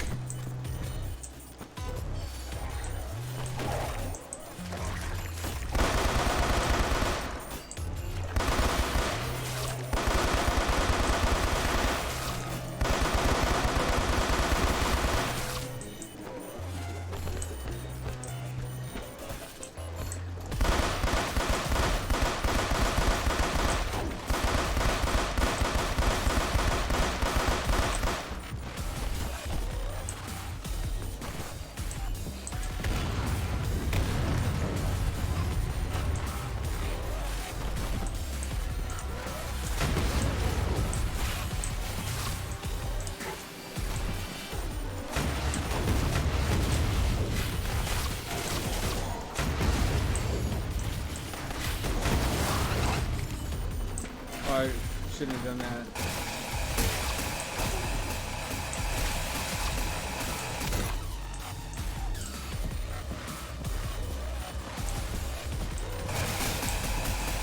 That is so metal. Alright, that's a lot of fun to use, actually. I don't know why this reminds me of Turok 3. There are parts of Turok 3 like this.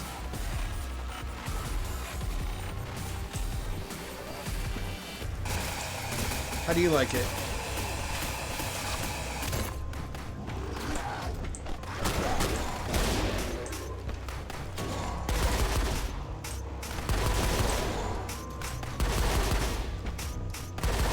That would have been really helpful to know earlier.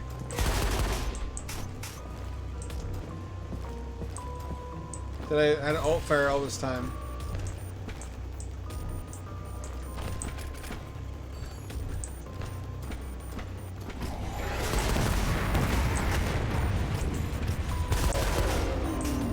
That's really oh, all right. Well, I shouldn't have done that.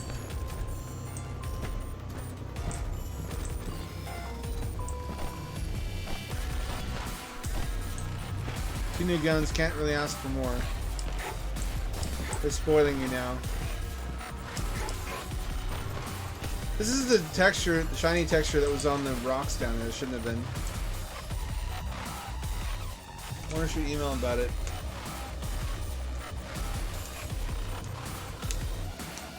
I can't help with writing here. This guy thought of the exact same story I would have for this setting.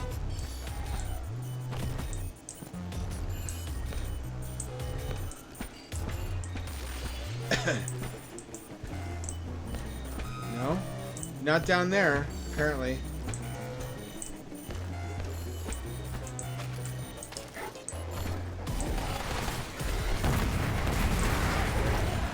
Oh, bitch fucker.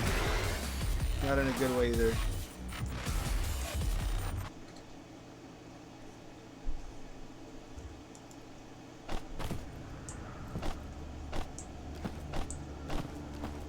So this has a grenade launcher.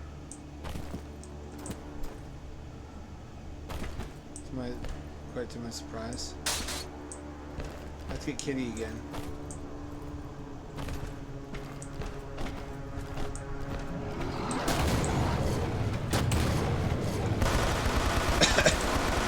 Incendiary grenades, huh?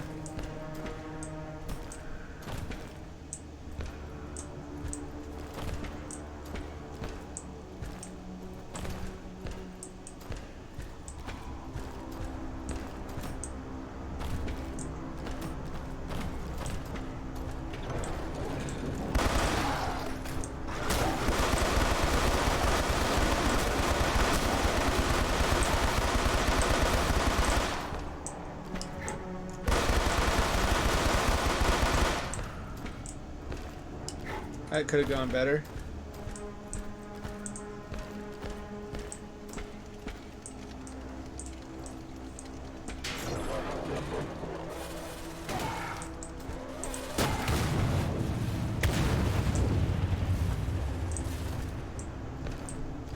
Hot damn.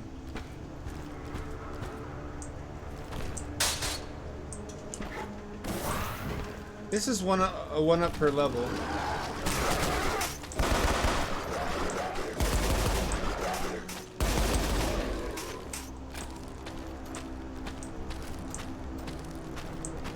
I take back every bad thing I said about the shotgun.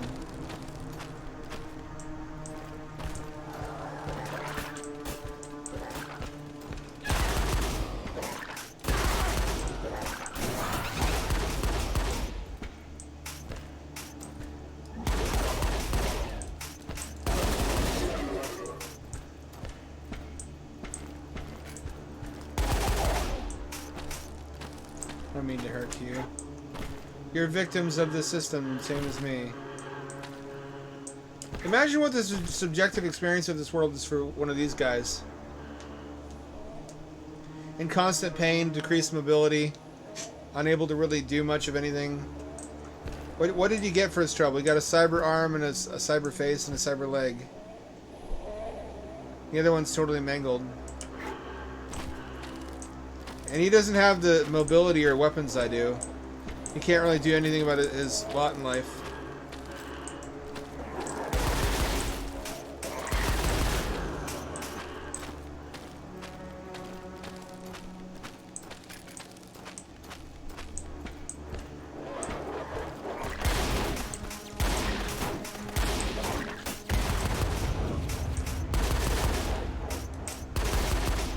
Oh, I saw a review of Marathon 2 recently, which didn't like it, and it made me unreasonably angry. I almost left a really mean review of his review before I found out that it was just clickbait and he actually did like it, but thought that it had some weird design choices, which, I mean, that's more fair. Shouldn't word it that way, though. He scared me. Probably one of you's probably seen the same one I did. How dare anyone not like Marathon 2? I'll fight them. Don't you think I won't do it? You don't know what I'm capable of.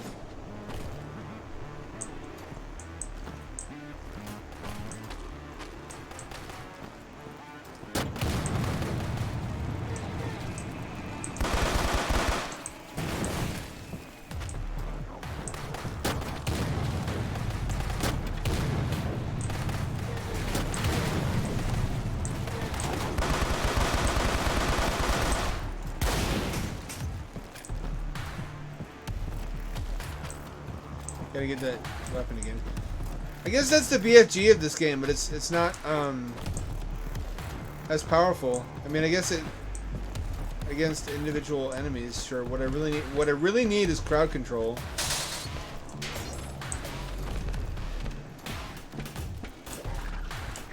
Like I said, though, aesthetic definitely carries this game.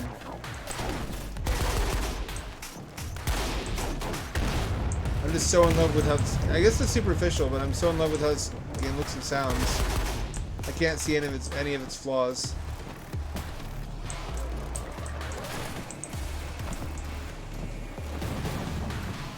I remember the alpha of this too. It was promising even back then. Should dig out the demo and see what's different.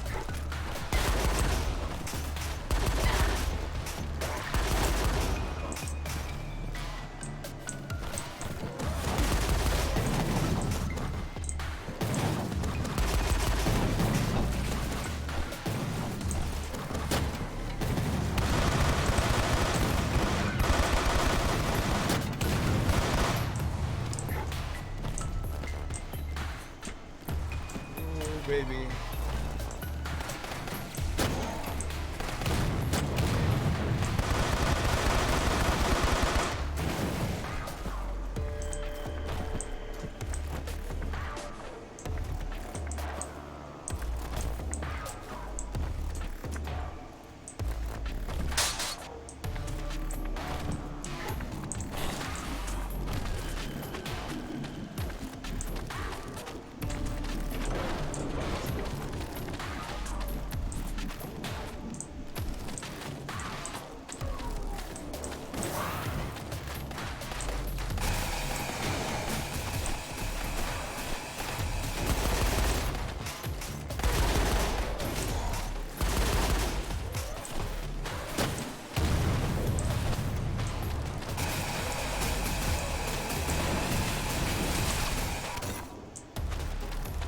It's a bit tricky to get blood, because you have to walk through the blood cloud. It's often quite dangerous if combat is ongoing.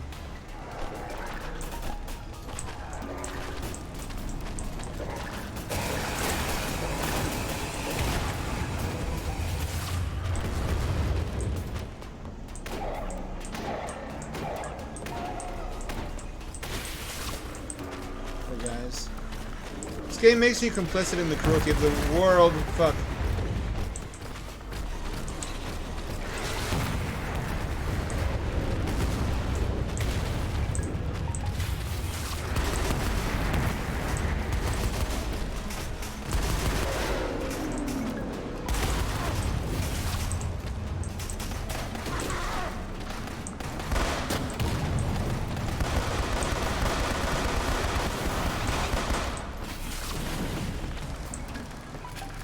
Lost a life.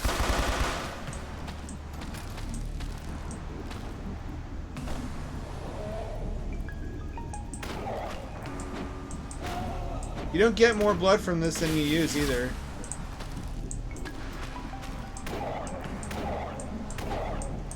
If I was a vampire, I could feed on the blood as well.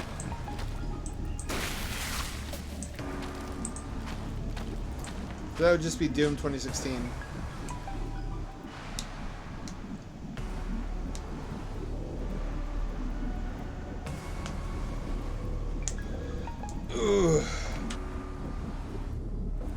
Looks like an N64 game, or Dreamcast maybe. In a good way. There's not really many good reasons to use the rocket launcher except for bosses when you need gross damage in a hurry. Otherwise it's really risky. You're 1,000 times more likely to give yourself than the enemies. Where do I go from here? Oh, here's it. Here we are.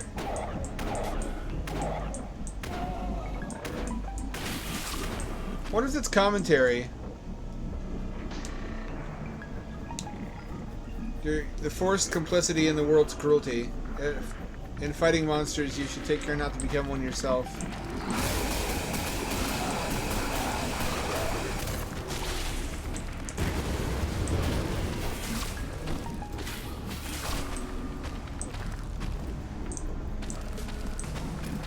You can gain most of it back. It's not sound design. It's superb.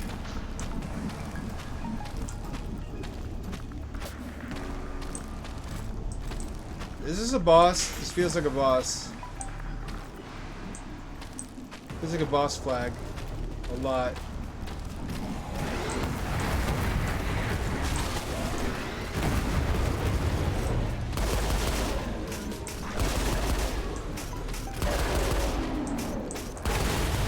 That could have been bad. Ooh, that could have been bad.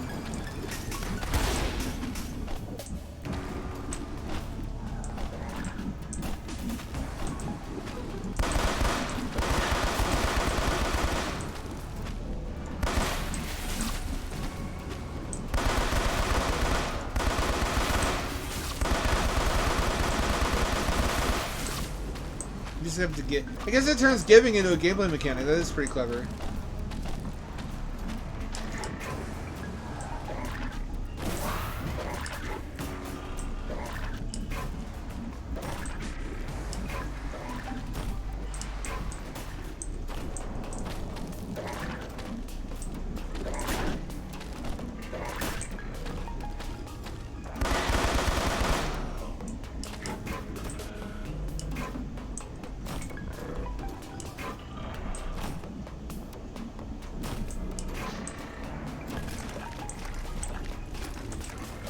Barely any of them.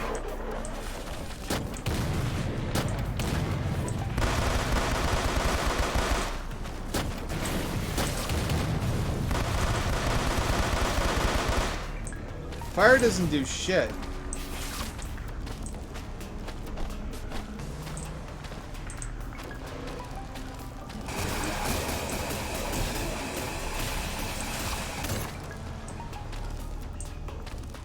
Takes you at least 15% of your blood to do that.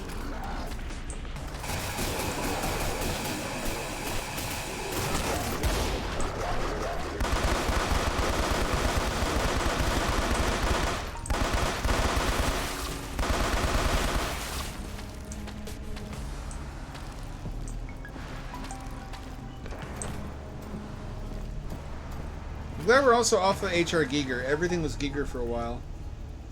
That was like the next level shit. Look at the shader behind this.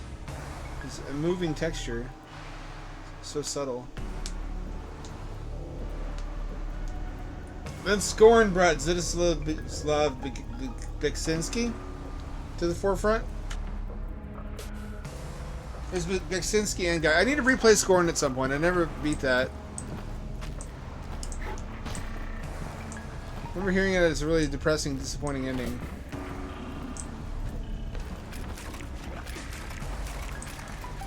Or you put your penis into a penis machine.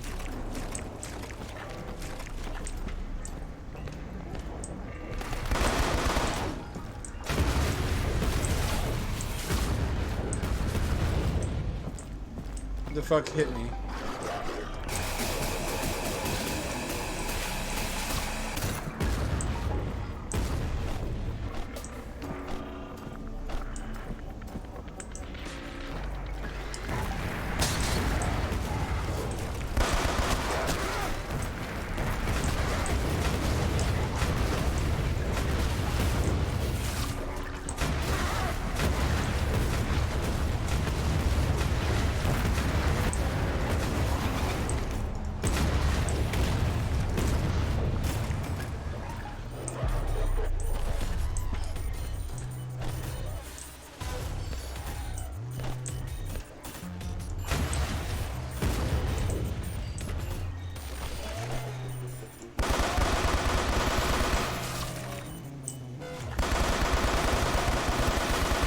Sorry, but I require your blood.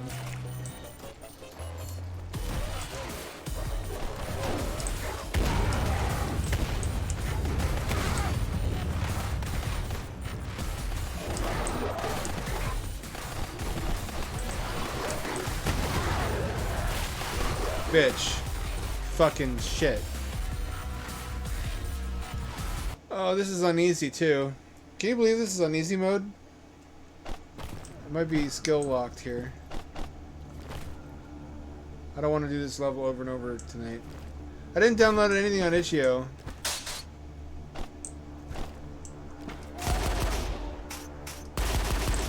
You know, I really wanted to stream sometime, but I just can't get away with it as funny sex games. Or romance games, like where you romance llamas and shit. Or where you have sex with furry Hitler and crap like that. It seems like it'd be a really funny, good time, but Twitch is too uptight. They'll let people... I guess they don't let people show off their oiled boobies anymore, do they? They did for a while. But you couldn't have funny, furry Hitler sex.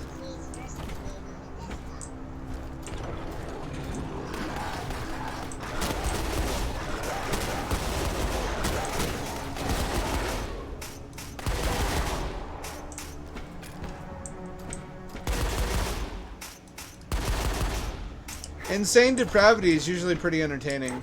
Like the time we did that gallery game it shows pictures from Google image search and we just plugged in like fetish shit, like inflation, furry, anthro train. Okay, I remember the anthro trains. Giger tattoo would be Kino, honestly. I've thought about getting tattoos. There's only two tattoos I would want. One would be of Jonathan Livingston Seagull, and one of Ferdinand the Bull, because I like what they represent.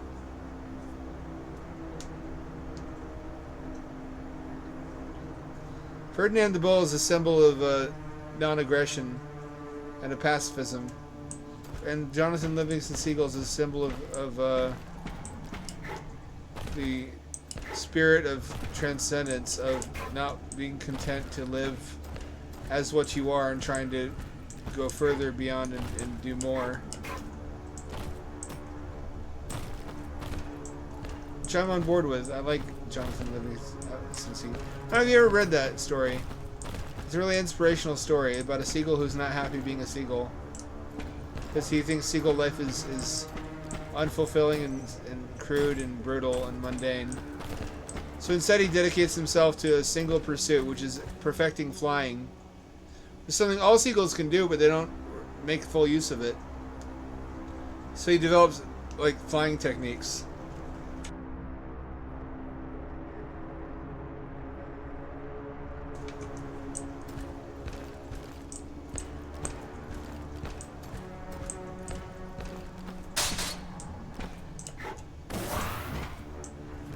I feel pathetic at wanting to know if there's a easier difficulty level.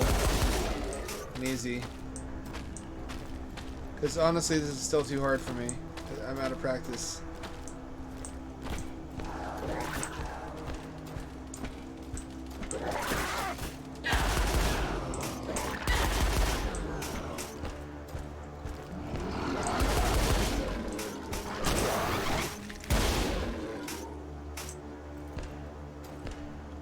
Lost a life. Fuck. Well, that's not gonna help me.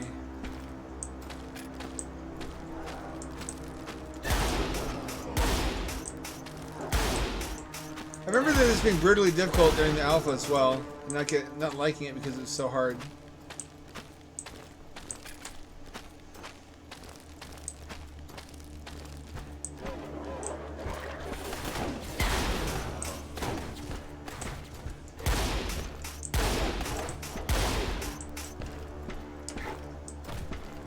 I almost want to play an not isometric, fixed camera Resident Evil style adventure game set in this world, more than I want to play a shooter.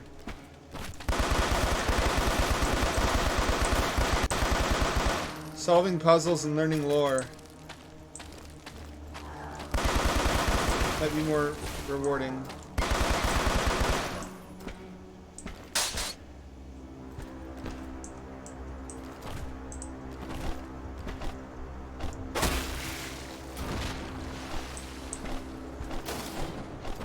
Your melee weapon should be a giant scalpel, am I wrong? Am I wrong? Would that not be thematically correct?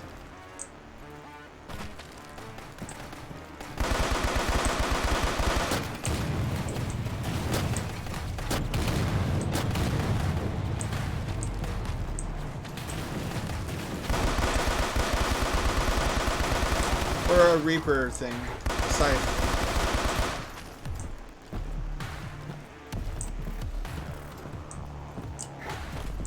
Yeah, those are the golden years of your life where you have nothing better to do than immerse yourself completely into video games, and your brain is at just exactly the right developmental stage to be maximum immersed. Your imagination is still somewhat active, so it fills in the gaps.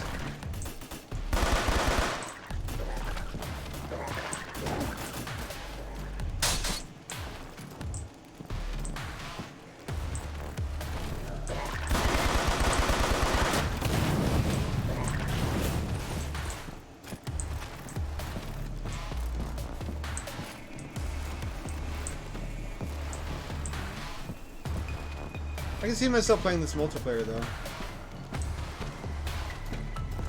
I think it peaked at around like 16, 17 is when my imagination started to taper off. Although, I mean, now all of it goes into writing.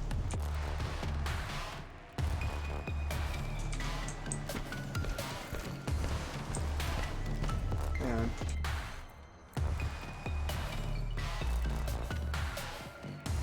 I never see my cat anymore.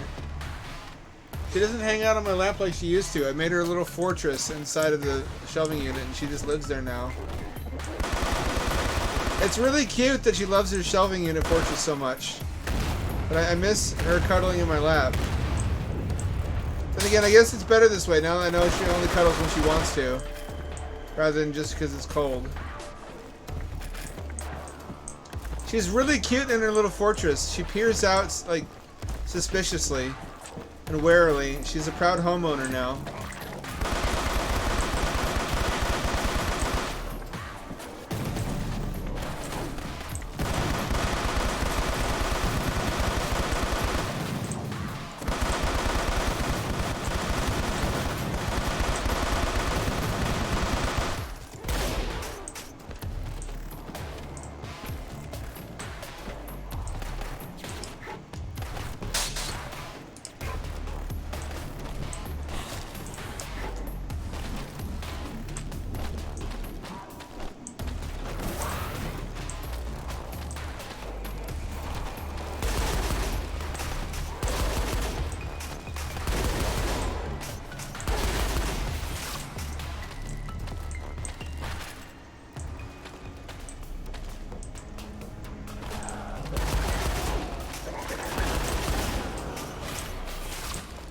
It's pretty well balanced. It's not always best to use alt fire. for small enemies, you want more precision, so you should do single fire. There's a good reason to use every weapon in every mode of every weapon.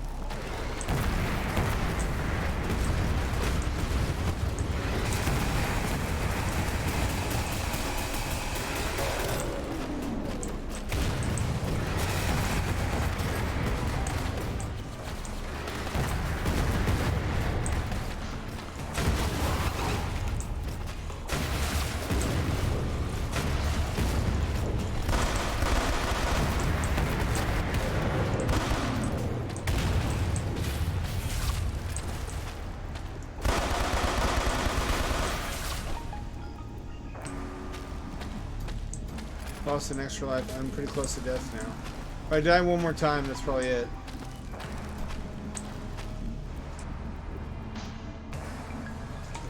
Fuck.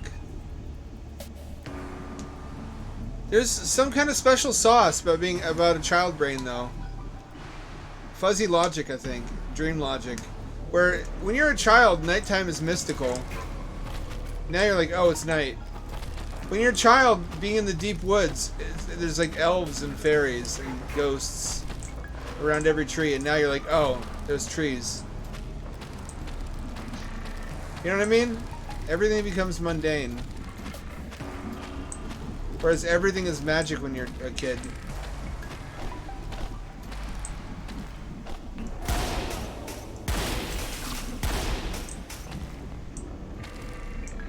Am I wrong?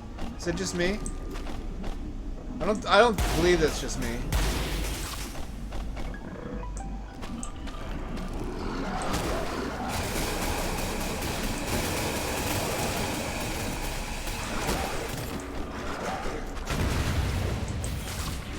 What'd I tell you about using the rocket launcher?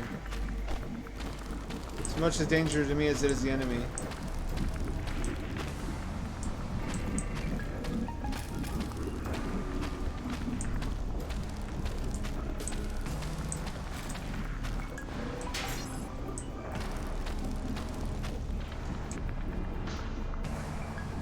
Dare I? Oh!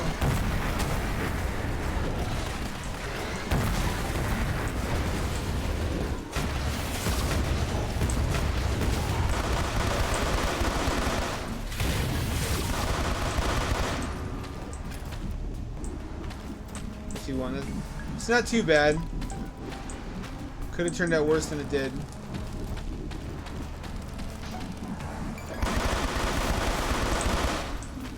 Is this a secret down here?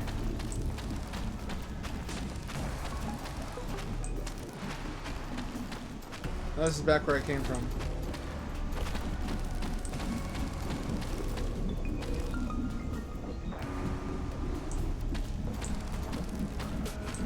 This is kind of the aesthetic of OG Doom. Not what we got, but what was envisioned. Their OG Doom logo had a mixture of technology and like fantasy texturing, and had cyber demons in it. This is like that, but more.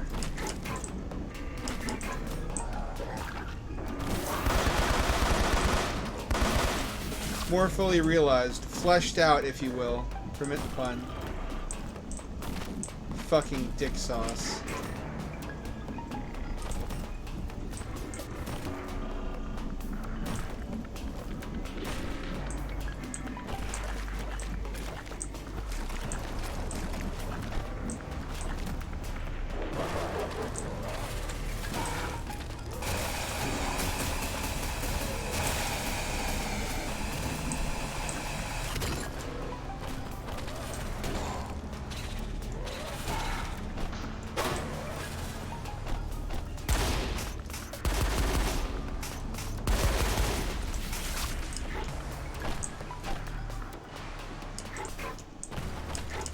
Is there armor? Is that what that is? No, it's just a body. It's not even that much.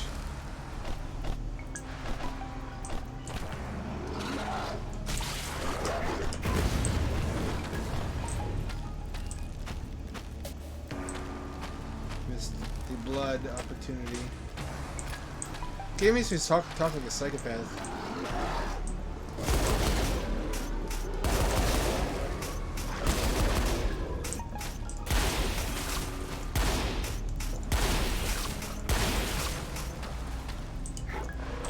It is a really handy weapon, actually, for really, really tough weapon enemies, like this rocket launcher fatties.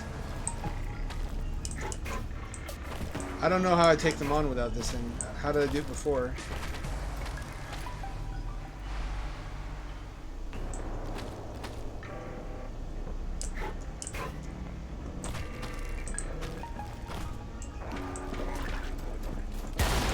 Yeah, see, single shot's good for some things.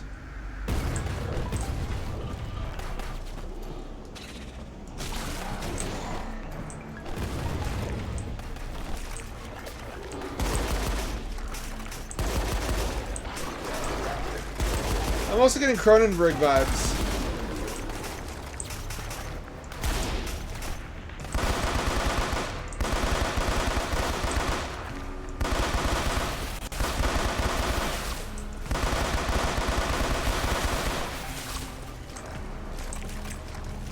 Anyone else getting Videodrome vibes, especially from this?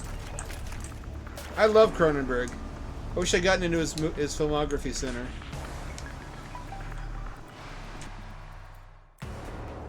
It's not really about the body horror. I know that's a big visual signature of his work. It's about the symbolism and the message. Videodrome was about how you can't consume media passively. It's interactive no matter what you do.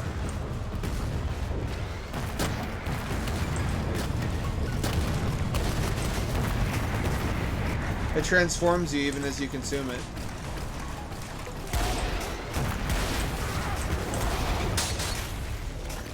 What hit me? Oh, it's still live.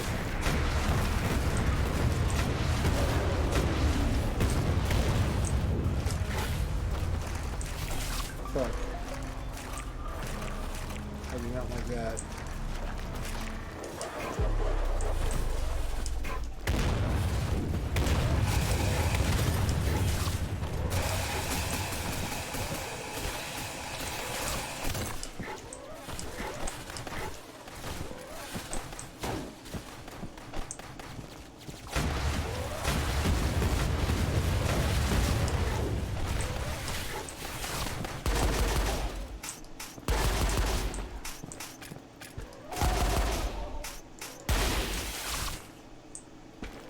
Boosh.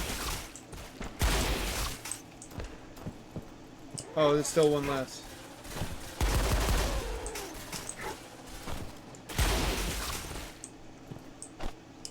Oh, I'm low.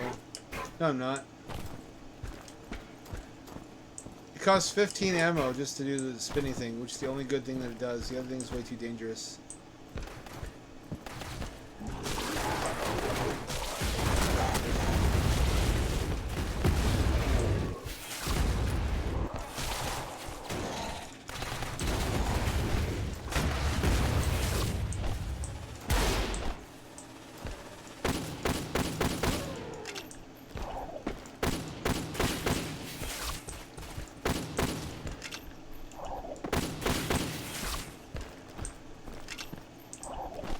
Only weapon, not the only one, but they don't all reload, interestingly enough.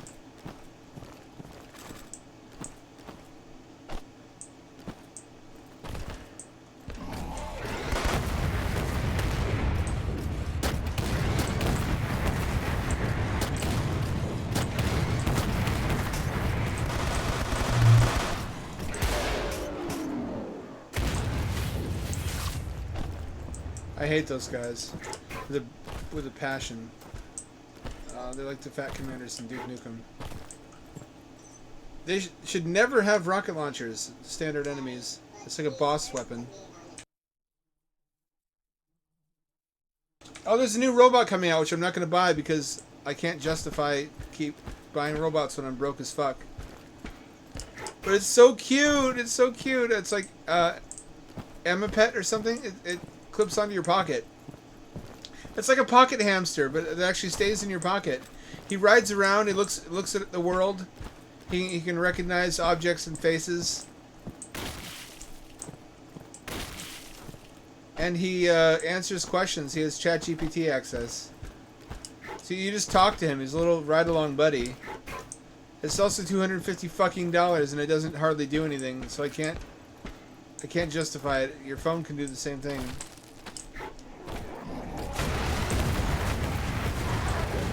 Are you fucking kidding me? What even hit me? I think I'm skill locked here.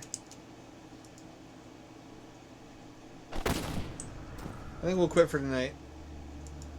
And see what other games I have in store.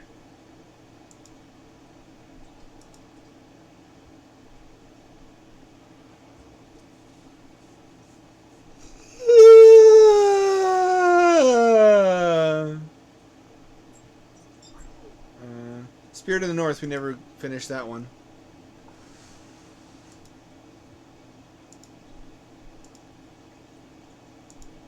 Spirit of the North, not strong and free.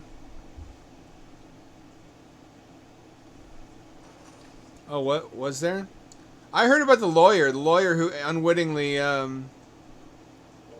submitted a bunch of legal documents or whatever that ChatGPT filled out and cited non-existent court cases. ChatGPT is not really smart. It's like that guy at a party who pretends to be smart, but is saying superficially plausible sounding shit that no one fact checks. It's fake smart.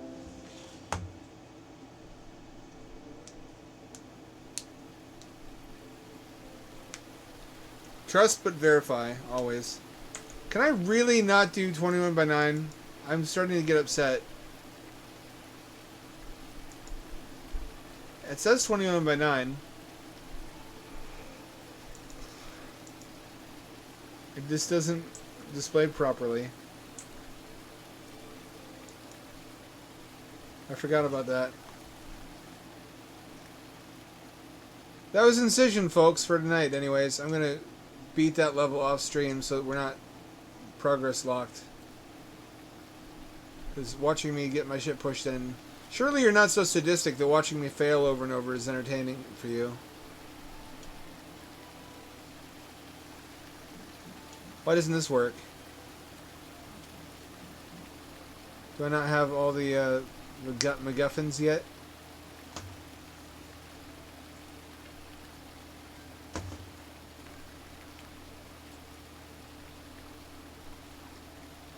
What a tonal shift. Incision to cute fox game. Everybody loves foxes, though. I'm surprised it took this long to get a game about one. It'll never top Stray, though. Stray is the OG cute animal game.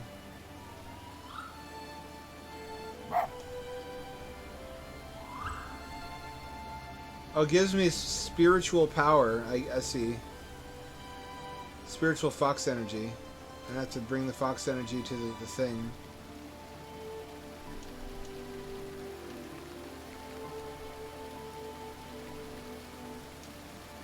You notice throughout history there's been a conceit that anything that looks cool is magic. Crystals have to have magic power because they look cool, for example. If there's a cool rock formation, then it's actually sacred land. Painting certain symbols has to have magic power because they look neat. So, you know what I'm talking about? That kind of thing. Can I get in there? I shouldn't want to get in there. It'll soft lock me.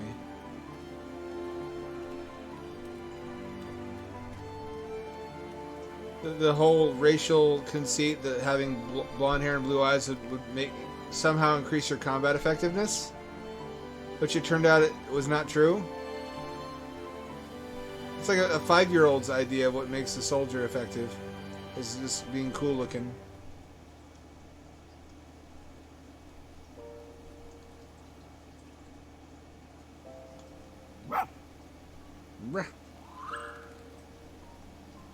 We can't seem to get that out of our head, though. We're stuck on the idea that there's special, cool-looking stuff in nature and whatnot, and that this is a sign to us from the creator of our engineered environment, like a game designer. that it's an important object, like a puzzle item. That's human psychology for you. We project ourselves under our surroundings and our own motives onto nature itself, which is kind of the height of narcissism. The narrator of reality must be a human.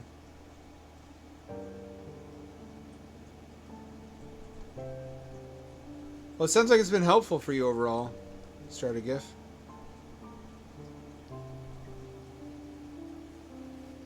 It's interesting for how long the idea of the super weapon for war would be a super soldier.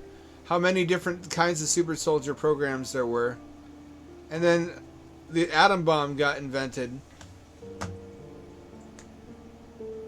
it's like, I mean, I guess it's a logical conclusion. Wars are fought between human beings, so a better human being should give you an advantage on the battlefield.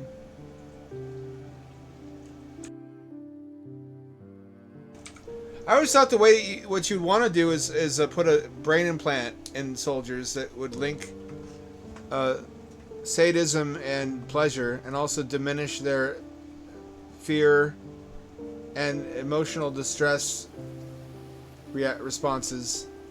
But you could also switch off at the end of combat, so they could be a normal human again.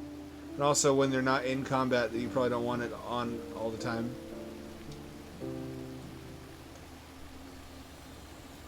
That was a plot in The Seal of Nahara, a machinima I watched once.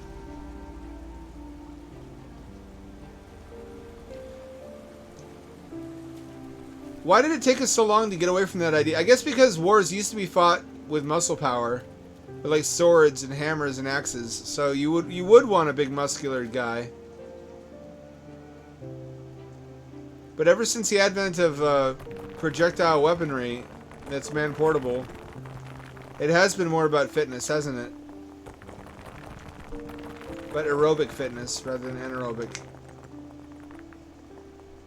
As long as he can carry the rifle a long ways and carry a lot on his back. Guns kind of removed the romance from warfare, didn't they?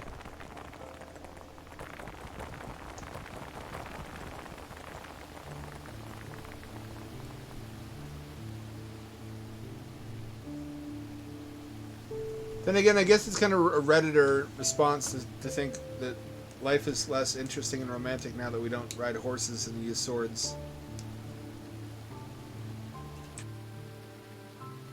Of course it was. That's just the sound people make when they're... It's like whenever they would update Counter-Strike, they would say, oh, this is bullshit, because they practiced at getting good at it when it worked a different way. And any change to the mechanics upsets their advantage. Then they have to learn new shit. By the way, because Quake Live sucks so bad, I went and tried Quake Champions. Where have I been? Quake Champions is actually dope and actually plays really nicely. It feels really good. It's been out since 2017. I've ignored it all this time because I didn't like that it wasn't exactly what I wanted out of a Quake game. Now, honestly, the Overwatch parallels are exaggerated. It's just a dash of it. A dash of the tism.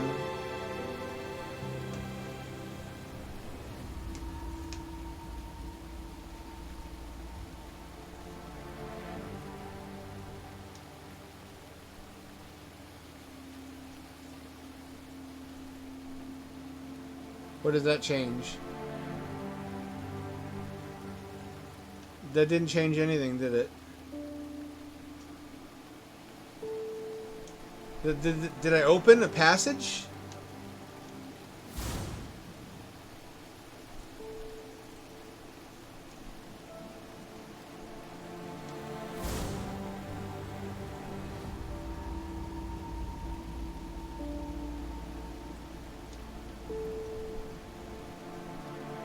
You can take the spiritual power from the monoliths.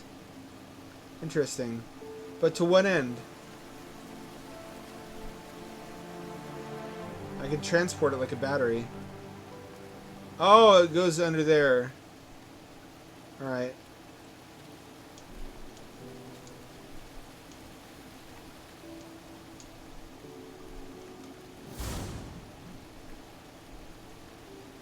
I transport it over here.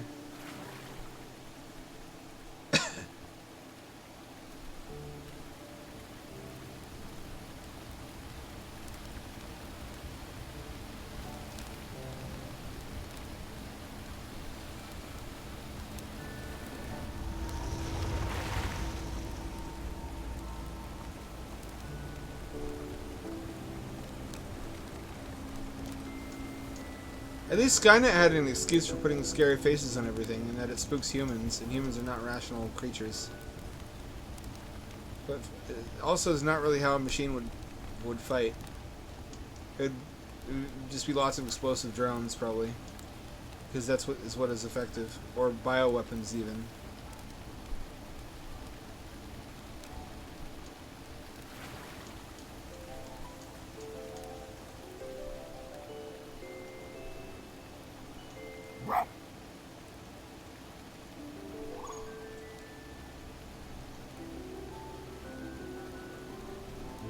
I have the power!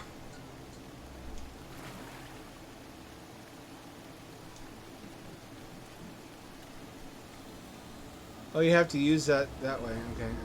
I get you.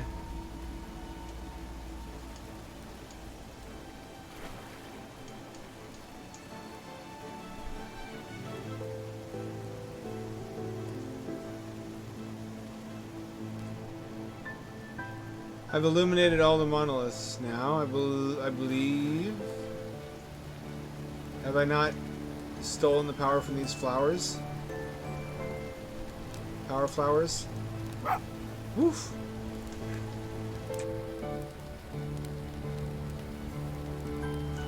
One flower is not enough, I guess.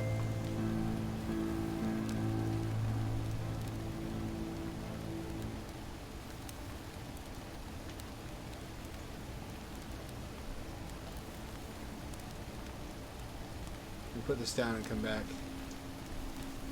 What is that? Is that a fucking chemtrail?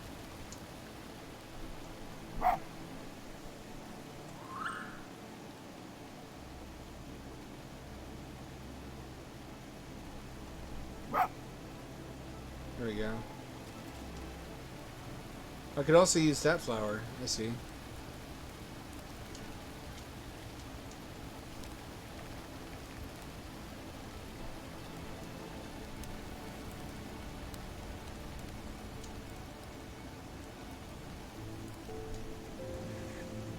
Yes, we did.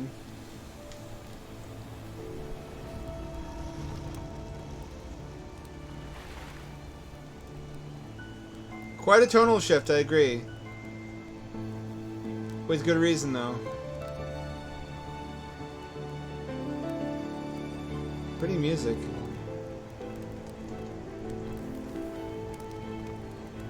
What is that? What is that down there? Is that a fucking robot? Oh, it's the Skeleton Man.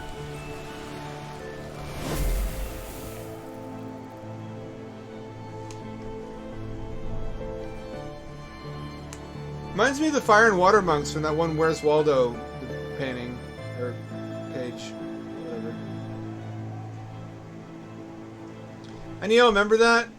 That was like that's a much bigger part of my childhood than it should have been. It's like how everybody remembers that playmat that has that you drive the cars around on. It looks like streets. But for me, it was the page in Where's Waldo, where it's a battle between elemental monks. They had blue robes for water monks and red robes for fire monks, and they had all these different creative war machines for using fire and water against each other.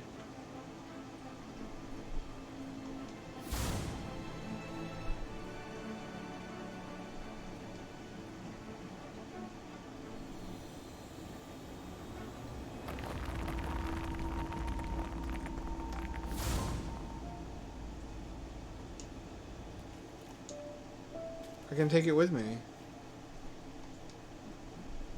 This is the basis of puzzles, isn't it?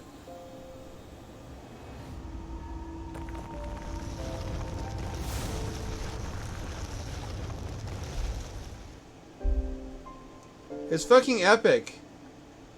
Not to overuse that word. It actually is epic, though. Let me look it up. I'm gonna sound like a schizophrenic man if I don't.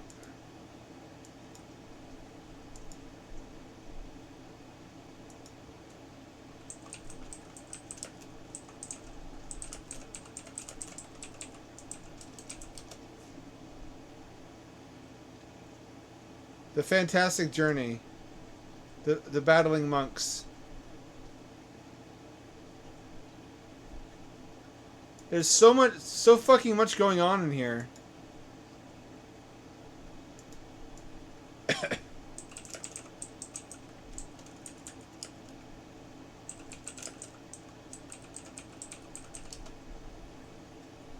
That was the fun of Where's Waldo images. There's just so fucking much going on.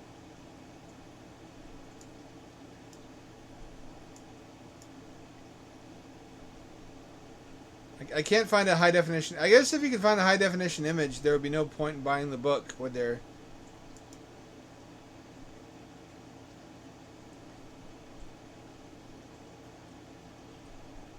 Every time I looked, I would find something new. I always wanted like an RTS game based on that premise. Where's Waldo RTS? With four different tribes of monks that have different like firebending powers. Firebending, waterbending, earthbending, airbending. Avatar: The Last Airbender. The RTS game. I can't find a good picture.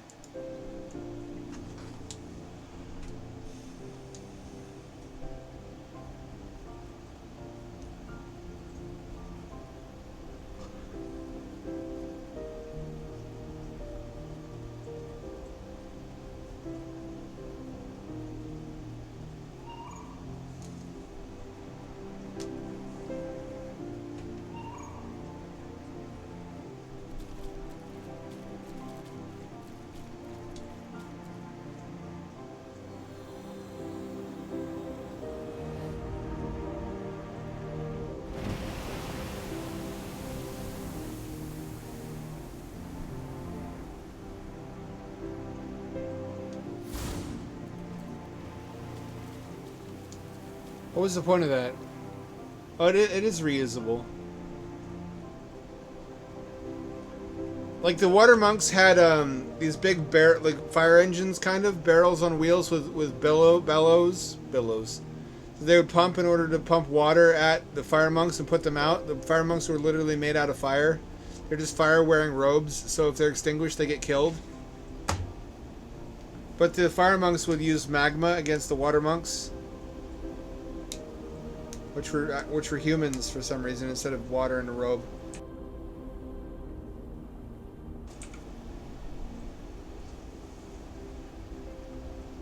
I guarantee if someone made that game, everybody would buy it. To reenact those battles.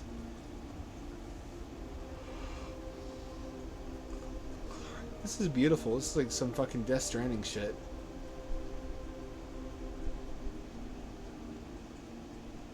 Will it kill me if I'm standing on top of a hot spring when it goes off?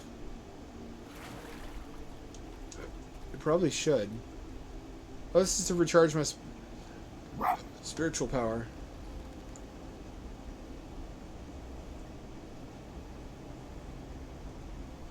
I already have it.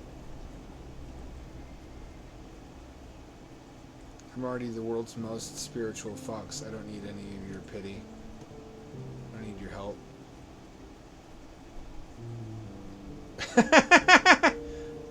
Yeah, why is Waldo hiding? What are his secrets? What does he know?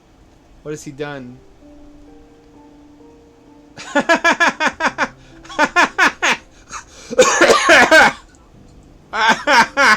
Waldo is former SS. He's hiding from Mossad. I want that so badly to be canon.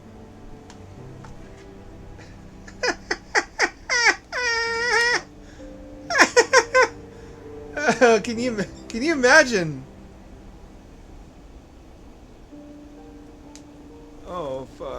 my stomach hurts from laughing.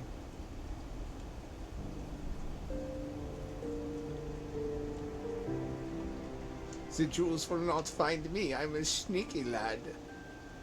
You cannot find Waldo. No one can even prove I was at Buchenwald.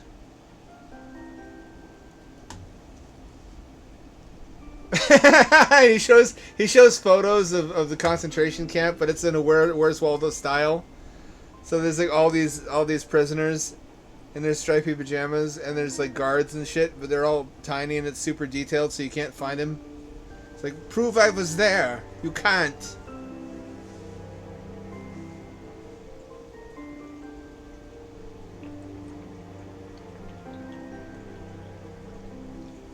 No one will ever find me in this photograph. But he gives himself away because he's wearing like the only helmet that has a little red poof ball on top. Scheiße! I cannot resist ein Duffenpuffen.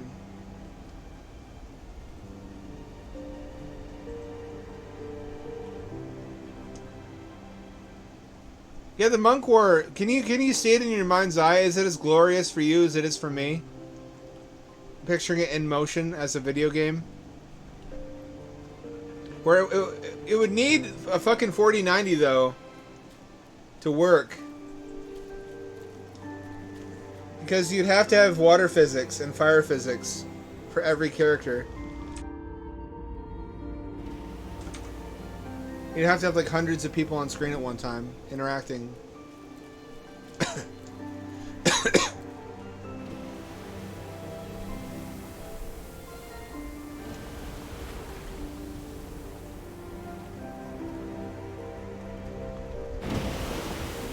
Oh shit! Oh, I see. It was ein puzzle.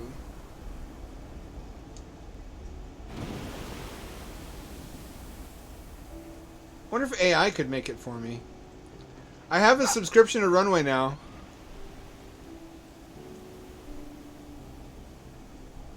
A very generous Christmas gift. So I can make animated AI images.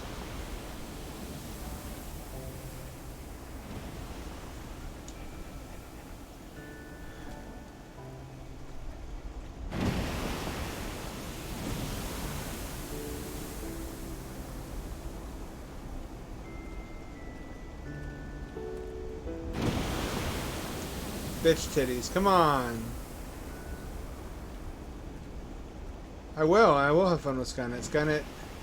Skynet's my buddy. I serve Skynet in life and in death. That's why Skynet will make a cyborg out of me. I can be of use.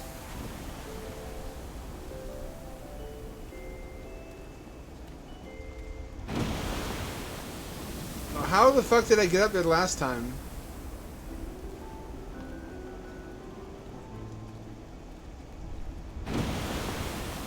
There we go.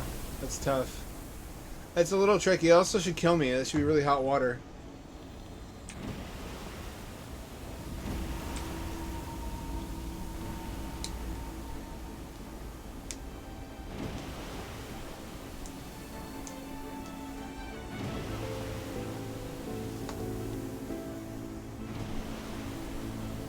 I like that I just casually invented a meta-narrative for Where's Waldo. I wish I hadn't, though. It feels like I've done something terribly wrong. Or is... Waldo, his name shows up on the Epstein flight log.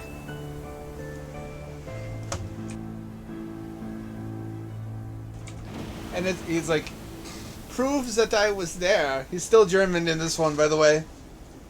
He shows you a photo of the Epstein Island where it's just crowded with like teenage girls in bikinis and politicians and bankers. But he's in like red and white striped swim trunks, so he's harder to spot than usual. Why is everyone excited for the flight logs? Who in their right mind trusts that they won't be heavily edited? Oh, did it finally come out? Are there any bombshell names on the list? Is anyone stupid enough not to think that this is just a political assassination vehicle? They kept the list for so long they could put whoever's name they wanted to on it.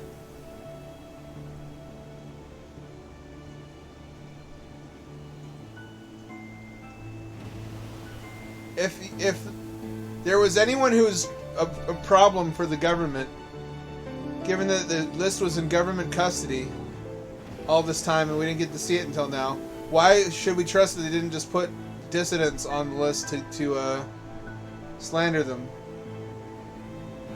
Why should we trust that they didn't remove the names of certain powerful people?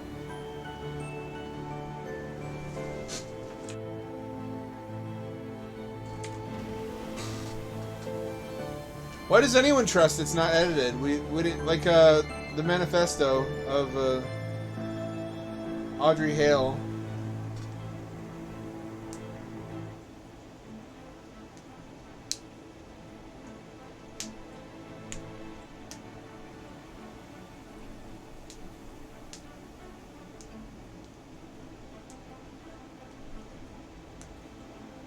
How is that allowed? Do we not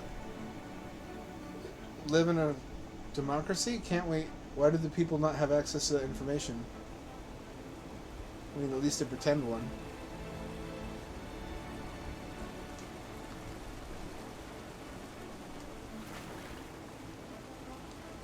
That's exactly it. Waldo's on the flight logs.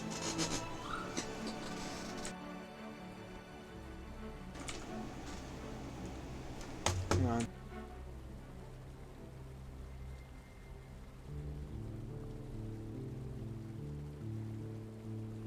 My nose is just super drippy tonight for some reason. It's gross as hell. That would really be the number one thing to improve my life, is if I could correct whatever's causing this post-nasal drip. It would probably require an expensive deep cleaning of my room. My entire home.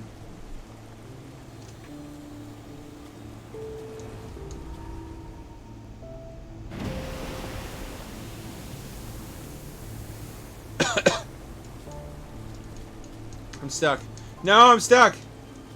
There you go.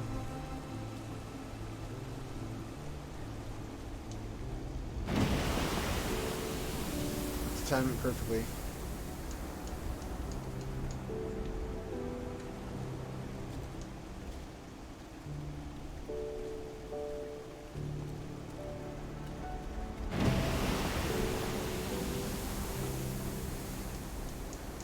I'm thinking about it. Could it be related to dehydration? I'm constantly dehydrated because of the heater drying out the air and increasing its capacity to hold water, which sucks water out of everything.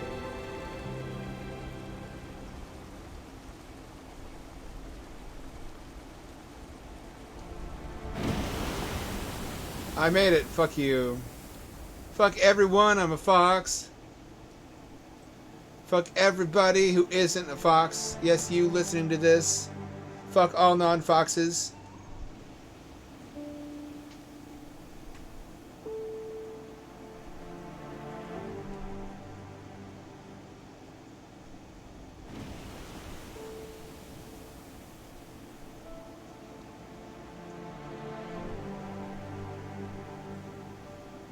That could be it. What a simple thing for it to be.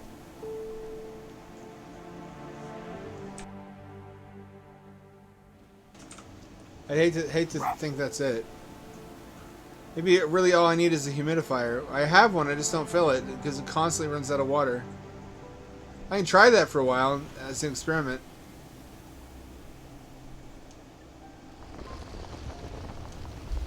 Damn it, damn you fucking shit.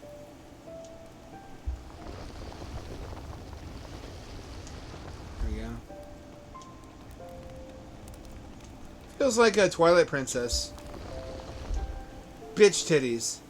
Oh, and I fucked it now. What am I supposed to do now? Have I soft locked myself? It can't be. Can't be.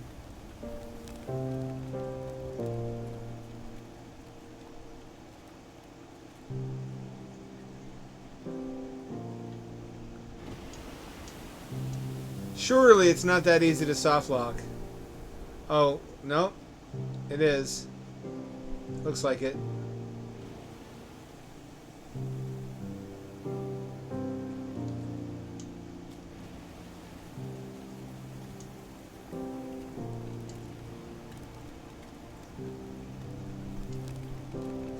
I'm stuck. Unless I can go up here.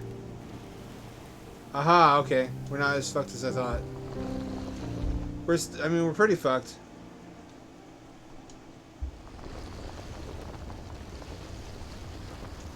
Come on, you fucking thing. God damn it. He's hard to control at high speeds.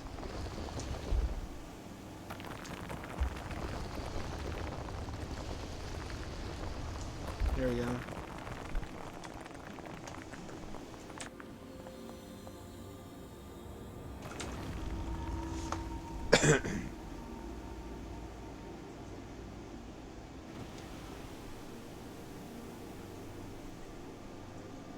How do I know how to do any of this? I'm a fox. I've got a walnut brain.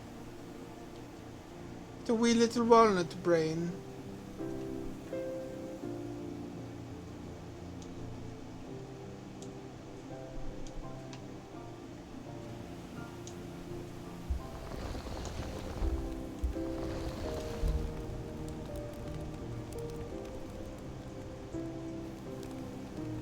So makes them cute. They don't know anything.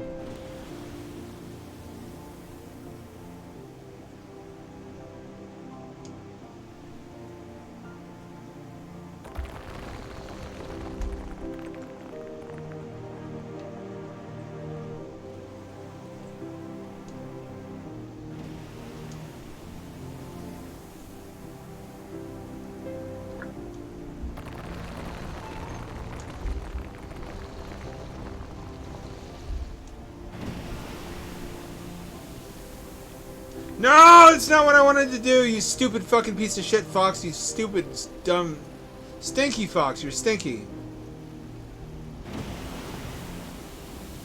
He doesn't run the way you tell him to. At high speeds, it's just a crapshoot. Fucking... Calm down, calm down.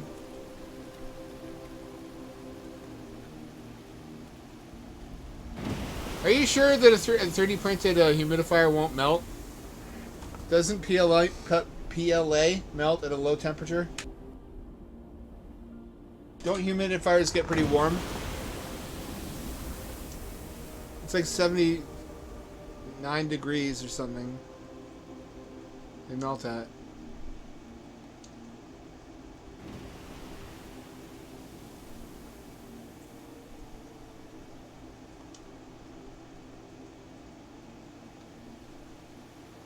There are signs of a civilization here now. This is not natural. This was once a castle.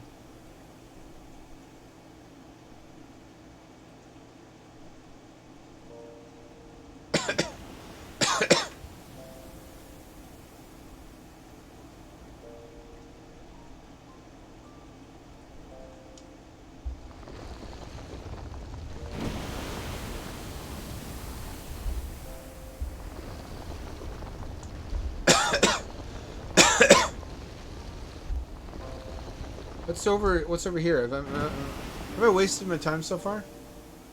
It looks like there's more over there, though. More to see over there. But there's also more to see over here. I can't tell which way is the right way to go.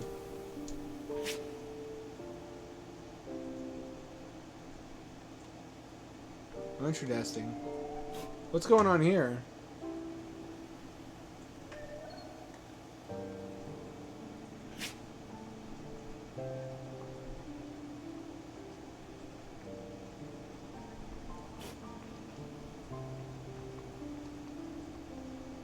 Okay, so this is like kryptonite to me. It's killing me. I need way more power to take care of that.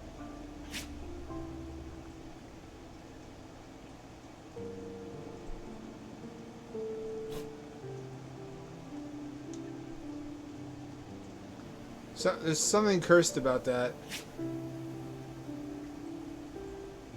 Gotcha. What a beautiful game.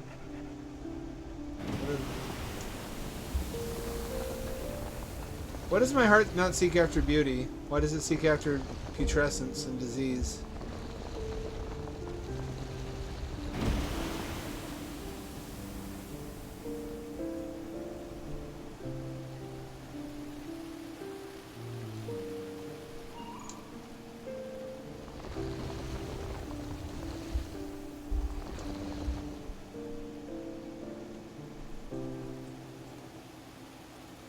Oh, another one.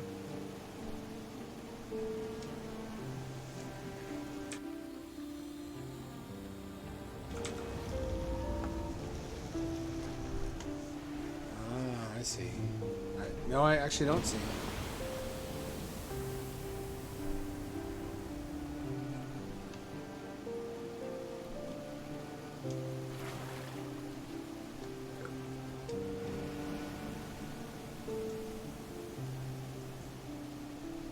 I'm gonna put this down.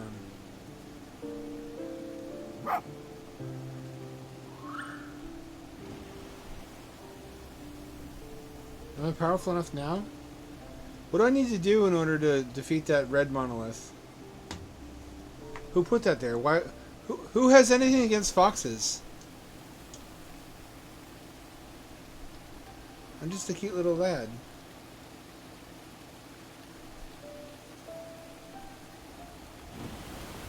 Ah! Made it. Haha, bitches. That's right. I don't know if that's what I'm supposed to do.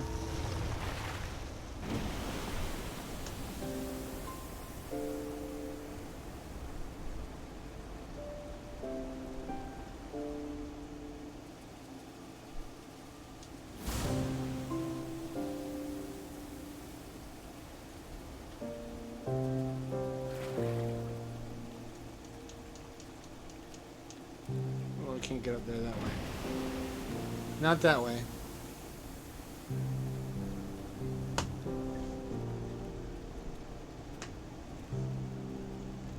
More quadrupedal platformers, though, please. It's really interesting.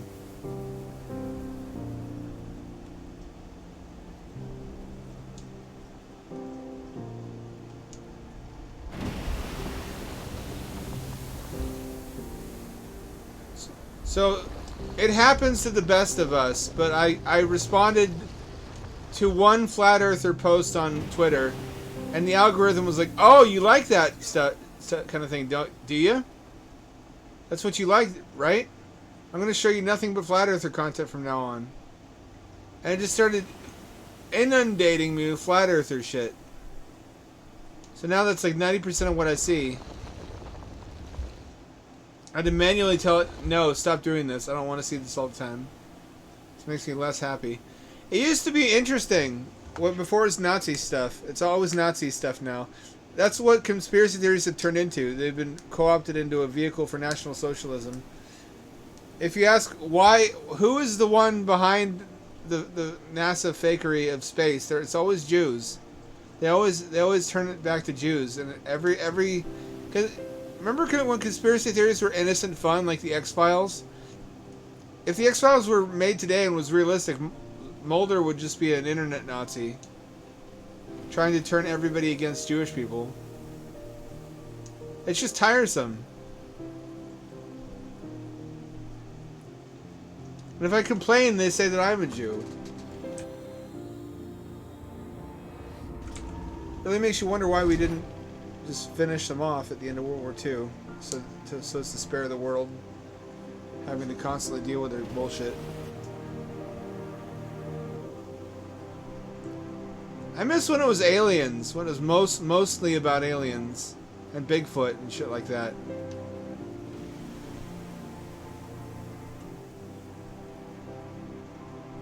It's just all the same shit, always the same now.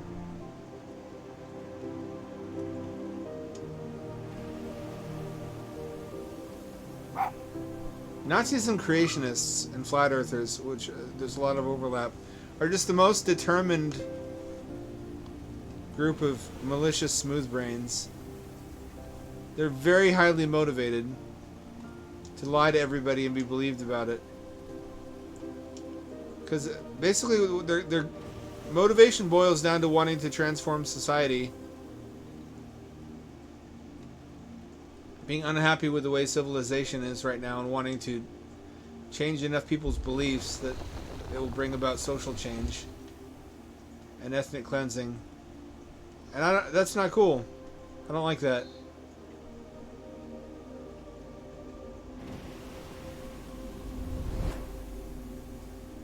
Spirit bark.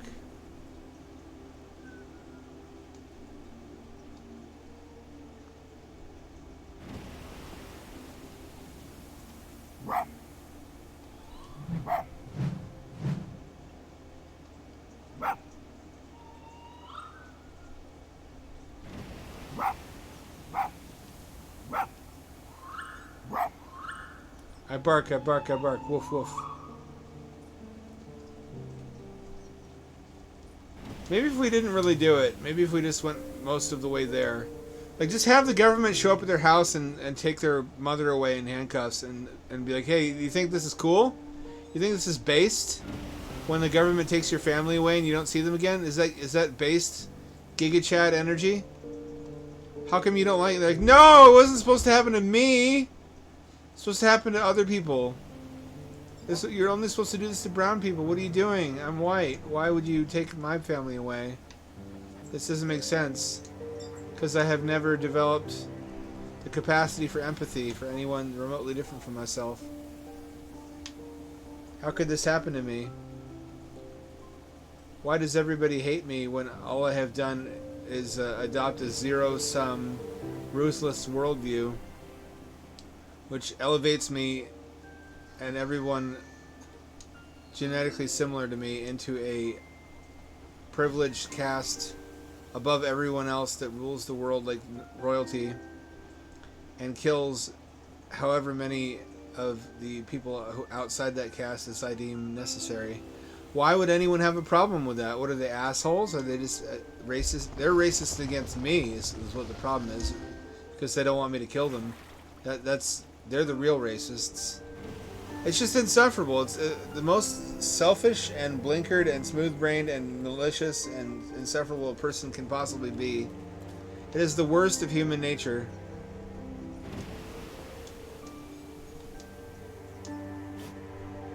Nope, I can't do that yet. And they ruin everything. Every online space that doesn't specifically exclude them eventually gets taken over by them. Which I guess is indirectly a lesson that they teach us. And that you can't have a peaceful utopia if there's anyone who has a zero-sum expansionist militaristic ideology. Because you're just making it easier for them to take over and defeat you. So ultimately you have to incorporate some of their worldview in order to defend against people like them. Which is a shame. They prevent the world from being... Maybe it's naive. They prevent peaceable coexistence by forcing the matter, by forcing conflict, so that you have to reorganize how you live your life to be more like them in order to survive people like them. It's like that Simpsons episode with Kang and Kodos, how they didn't have any weapons, and a human was able to drive them off the planet with a stick, with a board with a nail through it. You can't have a mutual, voluntary peace, I guess, because there's always going to be somebody who's willing to break that peace for a personal gain. So in your back pocket, you always have to have weapons and the willingness to use them. I wish it wasn't like that. I wish that wasn't the way of the world.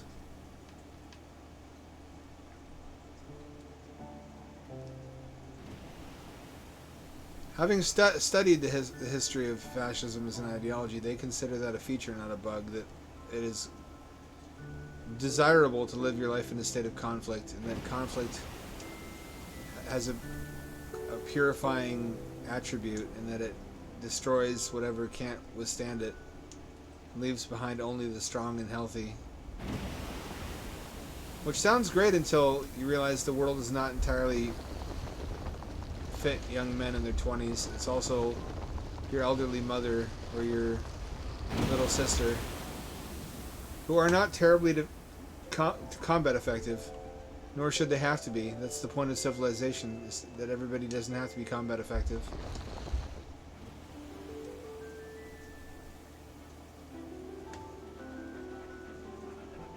Nazis bad, and other controversial ham dad takes. That's what you came here for.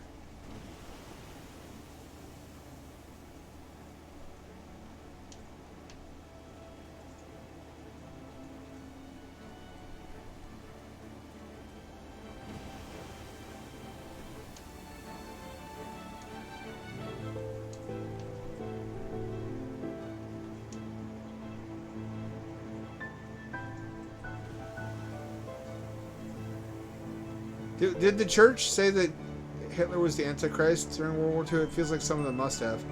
That's as close to an Antichrist ideology as there is, which repudiates altruism as weakness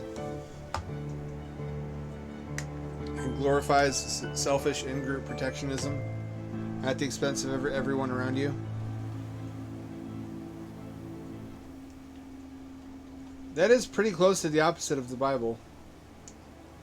It's funny that fans of one are often are so often fans of the other when they don't remotely go together.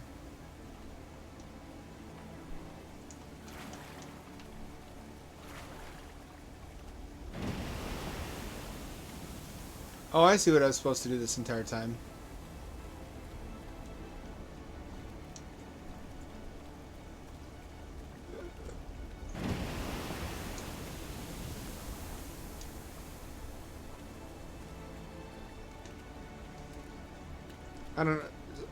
I didn't mean to politicize the stream. It shouldn't be political. I just see a lot of that on Twitter now, and it's disturbing to me. Especially younger males. They've done a really good job reviving the brand with younger males. I saw a poll that a significant percentage of under 20s now don't think the Holocaust happened, which is just a testament to the success of their public messaging as a group.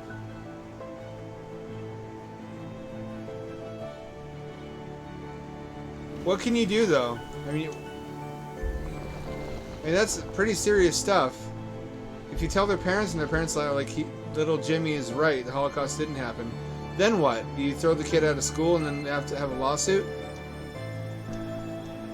If you win a public opinion victory to where everybody agrees with you, even though you're lying, how do you fight that? It's like religion is the same thing. It doesn't have to be true if everybody agrees with you anyway. There's a bunch of ways to achieve that.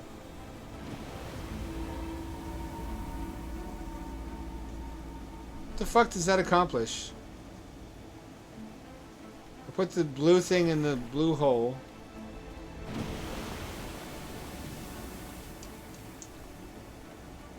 Can I jump down from there?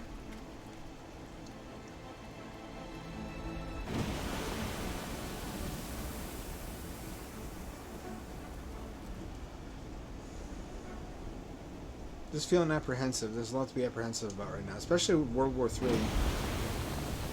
2024 is going to shape up to be a wild year, with all the AI shit popping off at the same time that China's going to event. I think 2025 is when they're going to make their move on Taiwan. Fucking bullshit. How do I get up there? How do I get on there? How am I supposed to get on there?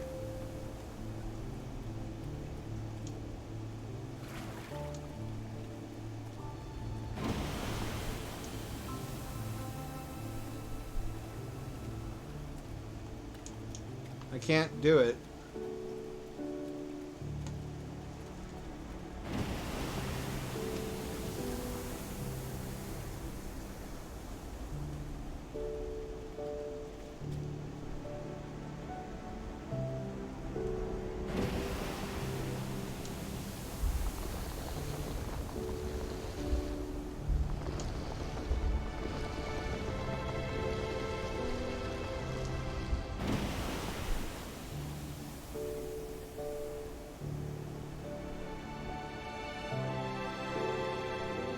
This has got to be the way, right? Nothing else makes sense. Oh, it doesn't let me. There's an invisible wall there. What the fuck, man? Why is that allowed? Oh, there we go. Fuck. It did not have to be as hard as it was.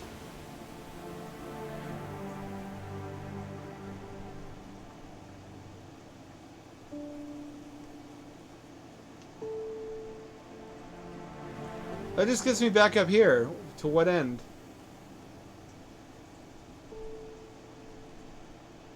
To what end? What was the point of that?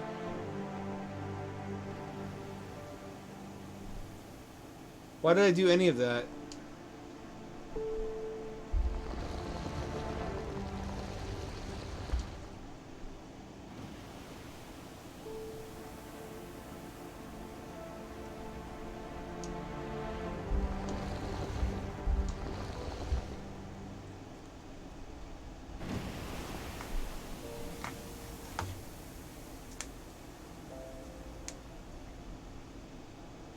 Also, the election is in 2024.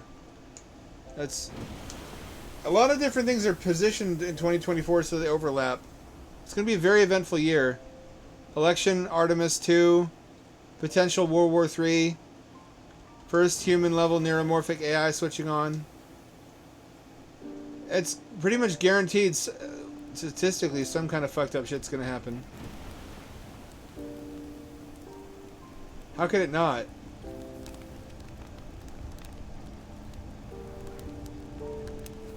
Am I missing something?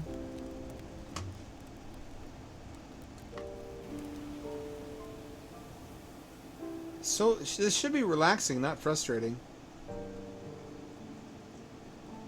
If it jump down there, it'll kill me, won't it? Will it kill me? I actually don't know that for sure. But if I'm wrong, it'll take me a long time to get back up.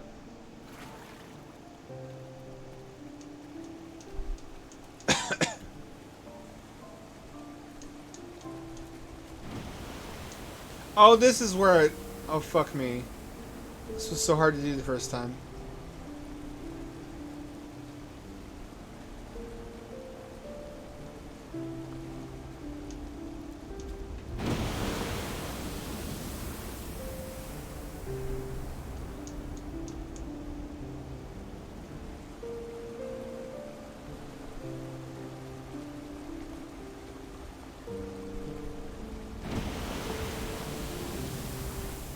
It's just disappointing what a large percentage of people find irresistibly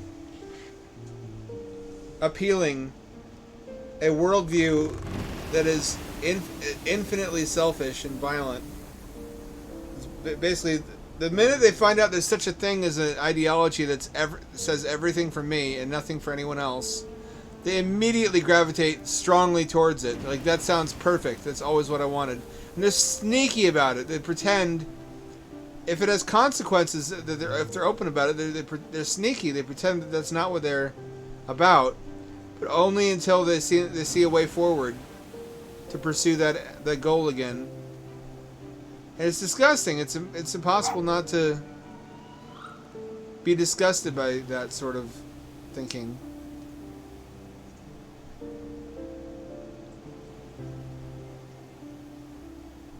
I guess I'm the stupid one for expecting anything different from humans. It reminds me of Augustus. Have I ever told you about Augustus? Not Augustus Gloop from Willy Wonka. Augustus from Reedy Sped's The Tard Blog. If you never read The Tard Blog, you better fucking find a archive of it somewhere, because it's the funniest shit anyone has ever written. It's a special ed teacher basically writing her very frank stories about what it's like to wrangle tards for a living. And there's this one. They all have very different personalities and things that they're about. And one of them was named Augustus, which was a fat blonde German child, German American, who had a bowl cut, like Mikey from Recess, kind of. But his thing was bling bling, and status and wealth. So he used to wear fake jewelry to school, plastic costume jewelry. Is really proud of it, including a fake Rolex. He would say, "You like mine bling bling? Oh, you can't have this bling bling. You're poor." If you can imagine a Down syndrome German child preoccupied with displays of material wealth, that was Augustus. He always was just insufferably selfish. She told a story about how for Christmas they did an activity involving the construction of gingerbread houses. So they had like a buffet style table set up with all the graham crackers and the toppings like icing and candies. And Augustus was so concerned that there wouldn't be enough for him that he was like micromanaging other people, saying, you can't take such many, you can't take that many candies, there won't be enough for me. And then when it was his turn, he took huge handfuls of candies, so there wasn't enough for anyone else to have any. And the teacher had, Reedy, her name was, had to intervene to ensure that there was enough for anybody else besides Augustus.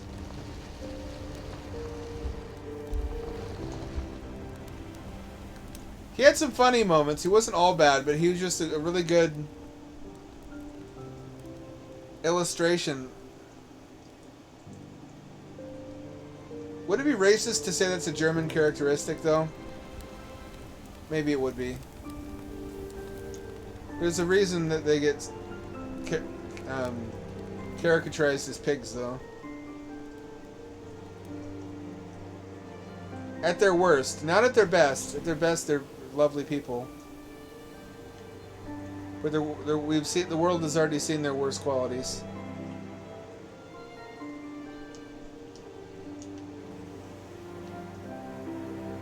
Fuck, did I just do what I think I just did? I did. God damn it. Honestly, it's such a good time, I could spend an entire stream just reading to you from the Tard blog. I think there was an attempt at one point to monetize it, but obviously it would have gotten struck down from any storefront they put it on. Which it shouldn't be. Allie Lewis, or whatever her name is, the True Porn Clerk Diaries, didn't get censored. And it's got some really graphic stuff in it. True Porn Clerk Diaries is also a fucking riot from the old internet. Let me be your guide to the old internet. There's a lot of really good stuff on it. There's true life tales from people who work jobs that most of us don't ever think about.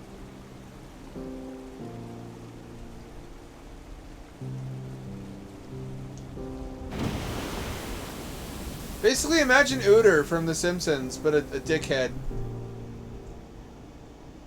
Not in like a Nelson Muntz kind of way, but in like a really anxiously selfish kind of way where nobody else matters but him. Is there a Simpsons character like that? I don't know. I don't even fucking know. I feel like they've done everything by now.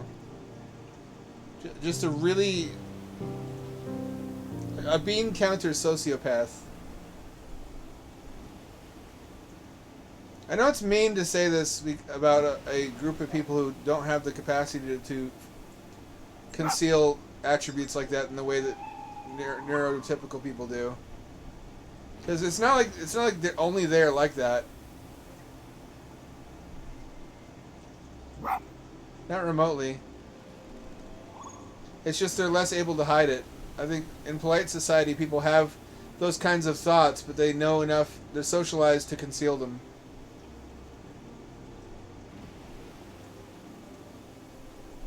As I can't really conceal them. being a Tismo, I just worked in order to consciously, rationally work against those impulses in myself, reassuring myself that in fact there will be enough for everybody, that I'm not the only important human being. People other than me do matter, that I should not wish to live in a world where my own needs were prioritized at the infinite expense of everybody else.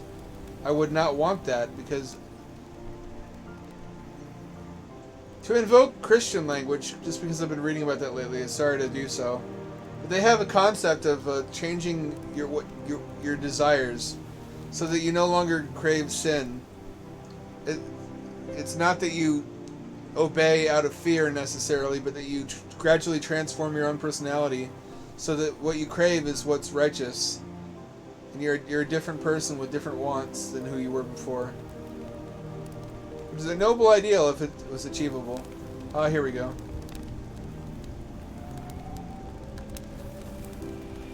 Yeah, they do have some good ideas.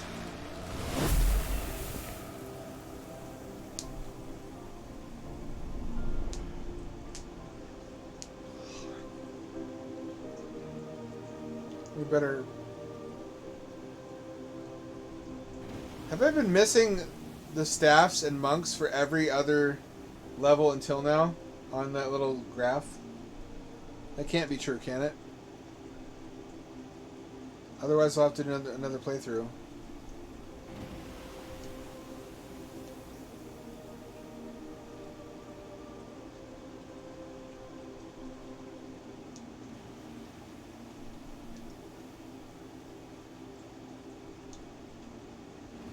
Can I pin him on the edge of the wall so he fucking spazzes out? I want to see a fox have a seizure. Hang on. Why is that allowed? How can he do that?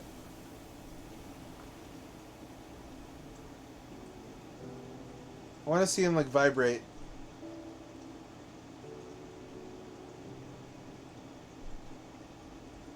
That's not a realistic fox behavior. I need to pin him like right on the seam between two meshes. There we go. Look at that. Look at that. Unce, unce, unce, unce, unce, unce, unce, unce. Doodle-do, doodle-do, doodle-do, doodle-do. The system is down. The system is down. The system is down. What was I trying to do again? I was trying to... There's like a temple or something somewhere in which there's a monolith that's red currently, and I want to make the red monolith blue, don't I?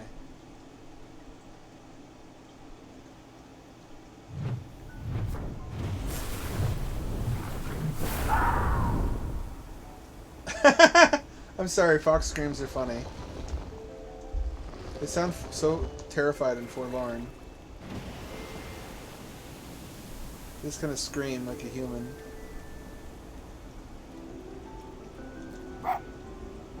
Oh, but I need to charge up my spiritual energy to do it.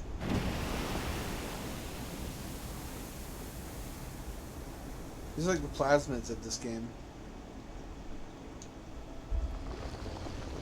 So there was a discussion the other day about whether or not we're going to be allowed to have life extension drugs. And I think it's actually naive to think that we'll be denied them. It benefits the ownership class if highly trained workers live longer, because that's a longer delay before you have to pay them a pension.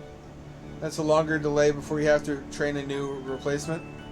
So it benefits capitalists absolutely to have longer lived skilled labor. What they would do is they would price the medications so that you have to keep working constantly. It's not just like a one dose thing and then you're immortal forever. You'd have to keep taking doses every like 10 years, or otherwise you'd resume aging. And it's priced so that every 10 years you earn enough for another dose, and that eats up all your savings.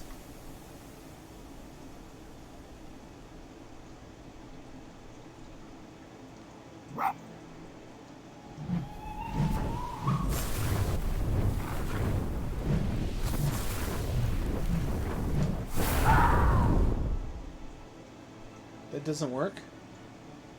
Why doesn't that work? What am I... Look at how floofy he is. I know it has, and I think that's why it has become available. Because it benefits...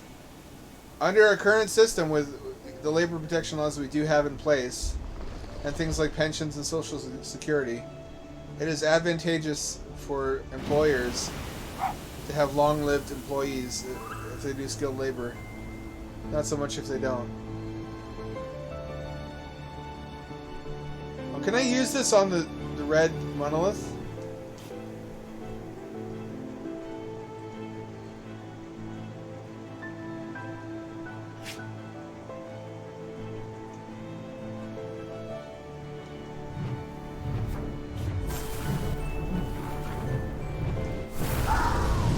That's what you're supposed to do. Fuck me. Alright. I get you. I get what you're saying now. It showed me a move and I was supposed to actually use it. Who would have guessed? Would have thought.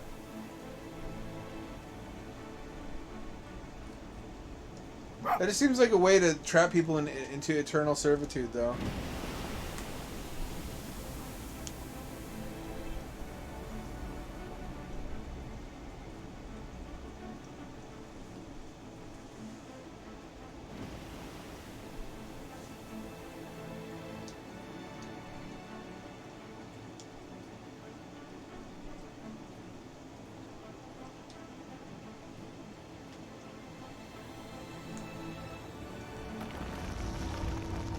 There we go. That's more like it.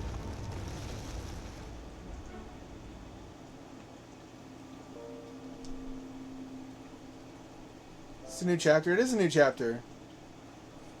I think I'm going to quit a little bit early tonight so I can get some stuff done. I want to experiment with Runway more.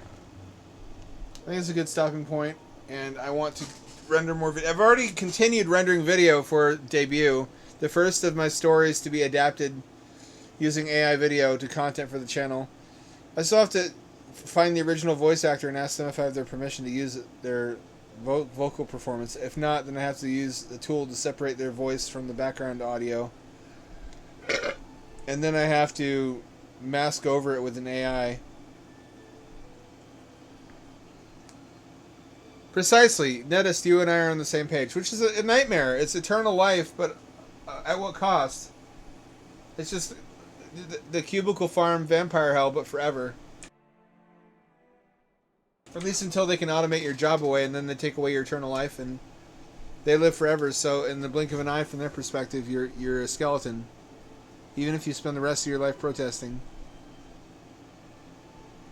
This is so tempting. Look at this open environment. This is so tempting, but I really this is a good time to quit, because I'll be excited to play it next time. You always want to end on a high note.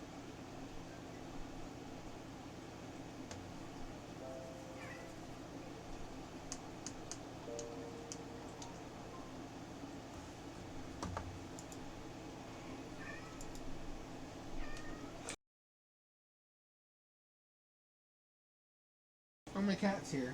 You want on my lap? On my lap? Come here. Oh, she's gonna go eat from her dish. Well, thank you all for joining me. Had a great time. I'm gonna go play with AI video and try to finish the first of my video content for the channel. It is... What day is it today? Wednesday.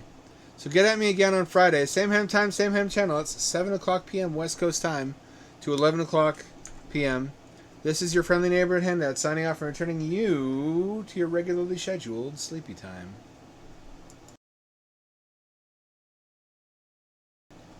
Time to cuddle your cats if you got them. Cuddle them if you got them. Or dogs, also acceptable. Or rats. Especially rats.